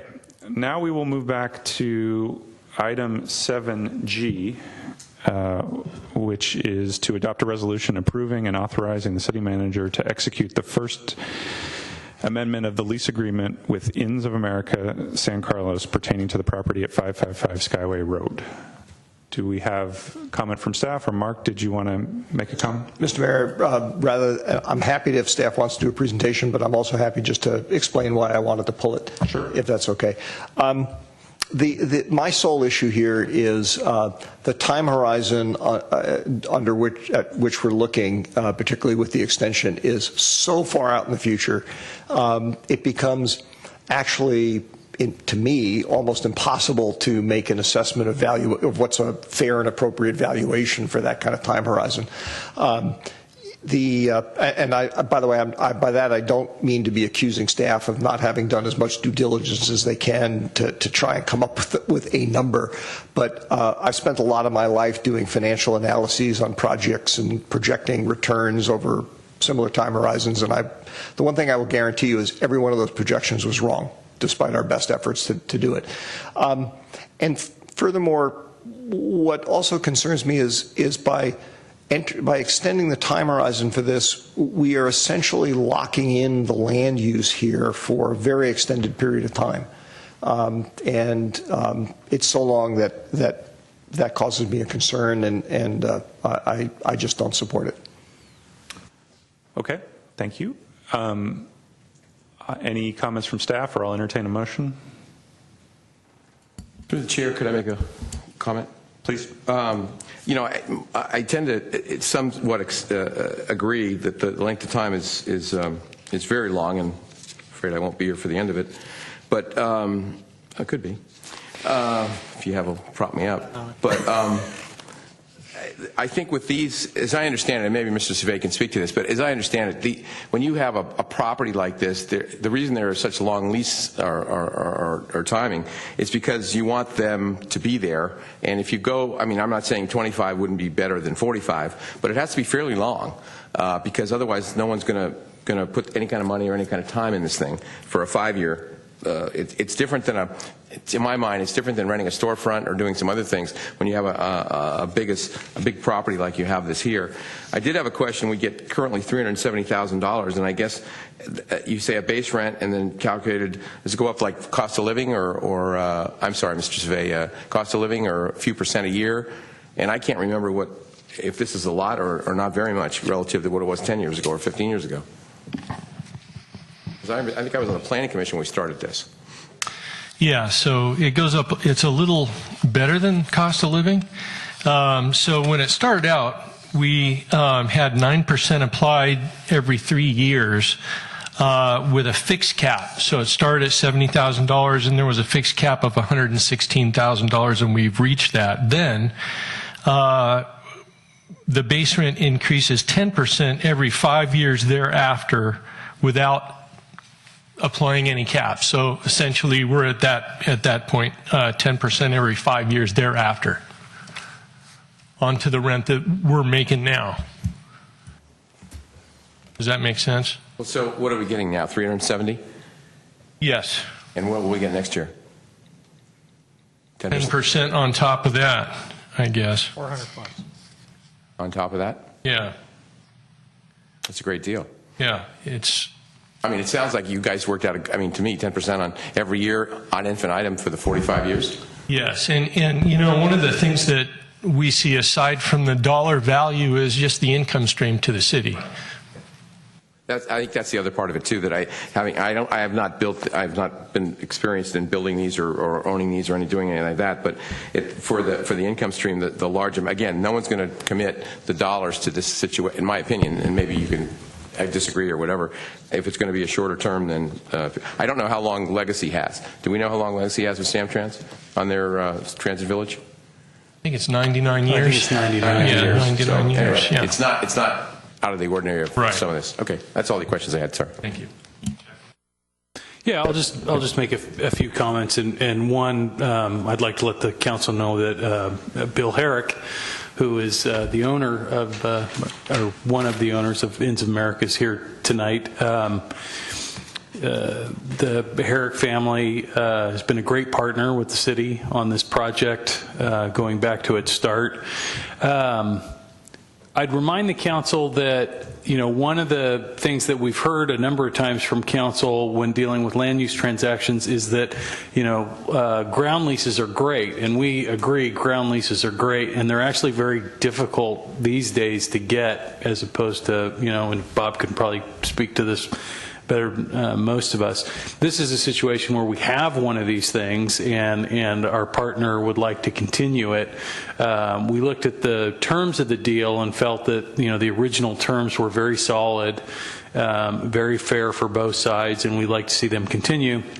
Their owners are planning on doing additional investment and renovation, as they have all along in the hotel and business, and they're actually reaching out to some of the other businesses in their area to try to do some maintenance and beautification of the area. And so this was an example where we can preserve the ownership of the property for San Carlos going forward. We can extend the terms of a very favorable deal, and they'll be paying the city a one-time extension fee of $750,000 that you guys can do whatever you want with, put it in the strategic property acquisition fund, spend it on a project that you haven't been able to pay for or couldn't pay for in an upcoming budget. Put it in your economic uncertainty reserve for a rainy day, whatever you'd like to do with the money. So in looking and working with, we felt that this was an opportunity to preserve a valuable asset, extend its economic viability for the future longer term, and continue a relationship with a really good business partner that we've got. And certainly, as Councilmember Olbert pointed out, there is an opportunity cost that exists for doing that. But in our opinion, this, at least as the world exists today, and 40 plus years from now is a long time, and things 45 years ago were a lot different than they are today, and we'll acknowledge that. But at least today, and looking back in the past for a long time, this would be a good deal for the city. Thanks, Jeff. Mark, did you have other questions? Or Yes, I did actually, for either Al or Jeff. So the $750,000 lump sum payment and the other things obviously are relatively significant, just as I said in my case. I question the valuation, if you will. But what I'm curious about, and I want to make sure I understand, is if we don't extend the lease, what happens in terms of things such as the keeping the particular flag status at the hotel, investment levels, upkeep, what have you? In other words, what's the sort of the baseline that we're measuring the change against? Well, I believe the existing lease in its current state does not have a flag level identified for the city to have a say in. That's one of the things that we're proposing in this extension, that the city would moving forward. So, we can maybe ask the owner if he wants to add to this, because I don't want to, I'll paint sort of a worst case scenario here, is that at some point, they may start putting, as often happens in these, they start putting less money into the facility because, they're going to basically depreciate the asset over the life of the lease. And, there'll be a point in time where it doesn't make sense for the owners to be investing money into the facility. And typically, what you get back at the end is a facility that's, in need of some significant renovation to get up to whatever the current standard is at the time, because the city would essentially become the owner of the facility. Now, we had RSG run the numbers and look at this, and they felt like this was an economically sound deal for the city in terms of this extension versus, the alternative of, walking away with that building in 2044 or whatever, and then being faced with, finding another operator to either come in and make an investment in the property, doing something completely different with the property, which I think is your point, Mark, or investing in it ourselves. One last question, Jeff, and I may have either missed this or forgotten this from the staff report. So did RSG do an analysis on what the implied rate of return is from the estimated market value of if one were to try and sell the land? I'm sure we don't have the right to sell the land out from underneath the hotel owner. I'm not suggesting we do that, but if we did, hypothetically, from a financial point of view, did they do that kind of analysis? Walk me through that one more time. It's a way of trying to assess whether or not the renegotiated terms are let me say, financially equivalent to the value of the land as it is today? Yes. I'll let Al answer that, but I believe they looked at least some type of iteration of that. Okay. Yeah, so RSG did look at the land value, so just the basic value of the property itself, and whether or not this deal would, would raise the land value over time. So is it a good deal from a land value standpoint? And they said that yes, the land value would actually increase under this particular deal. So, okay. Without getting into a bunch of specifics, but they did say that it was a 30% increase in land value over the course of the to the year 2066. It would be a 30% increase over if we didn't do anything. Okay. That's I guess a more clear answer. I think I understand that. I appreciate it. Maybe you and Jim and I can talk offline about that. Thank you, Mr. Mayor. Thank you, Mark. Any further questions, comments, any public comment? Hearing none, I'll entertain a motion. Mr. Mayor, make a motion to adopt a resolution. Was there a number on this one? No, I guess no. I guess not. Number 23. 23. Approving and authorizing the city manager to execute the First Amendment to the lease agreement with Inns of America SC pertaining to the property at 555 Skyline Road. Second. I have a motion and a second. Any discussion? Mark? No. Okay. If not, Crystal, could you please call the roll? Councilmember Collins? Yes. Councilmember Grisilli? Yes. Councilmember Obert? Yes. Mayor Johnson? Yes. And with that, we are adjourned. Thank you.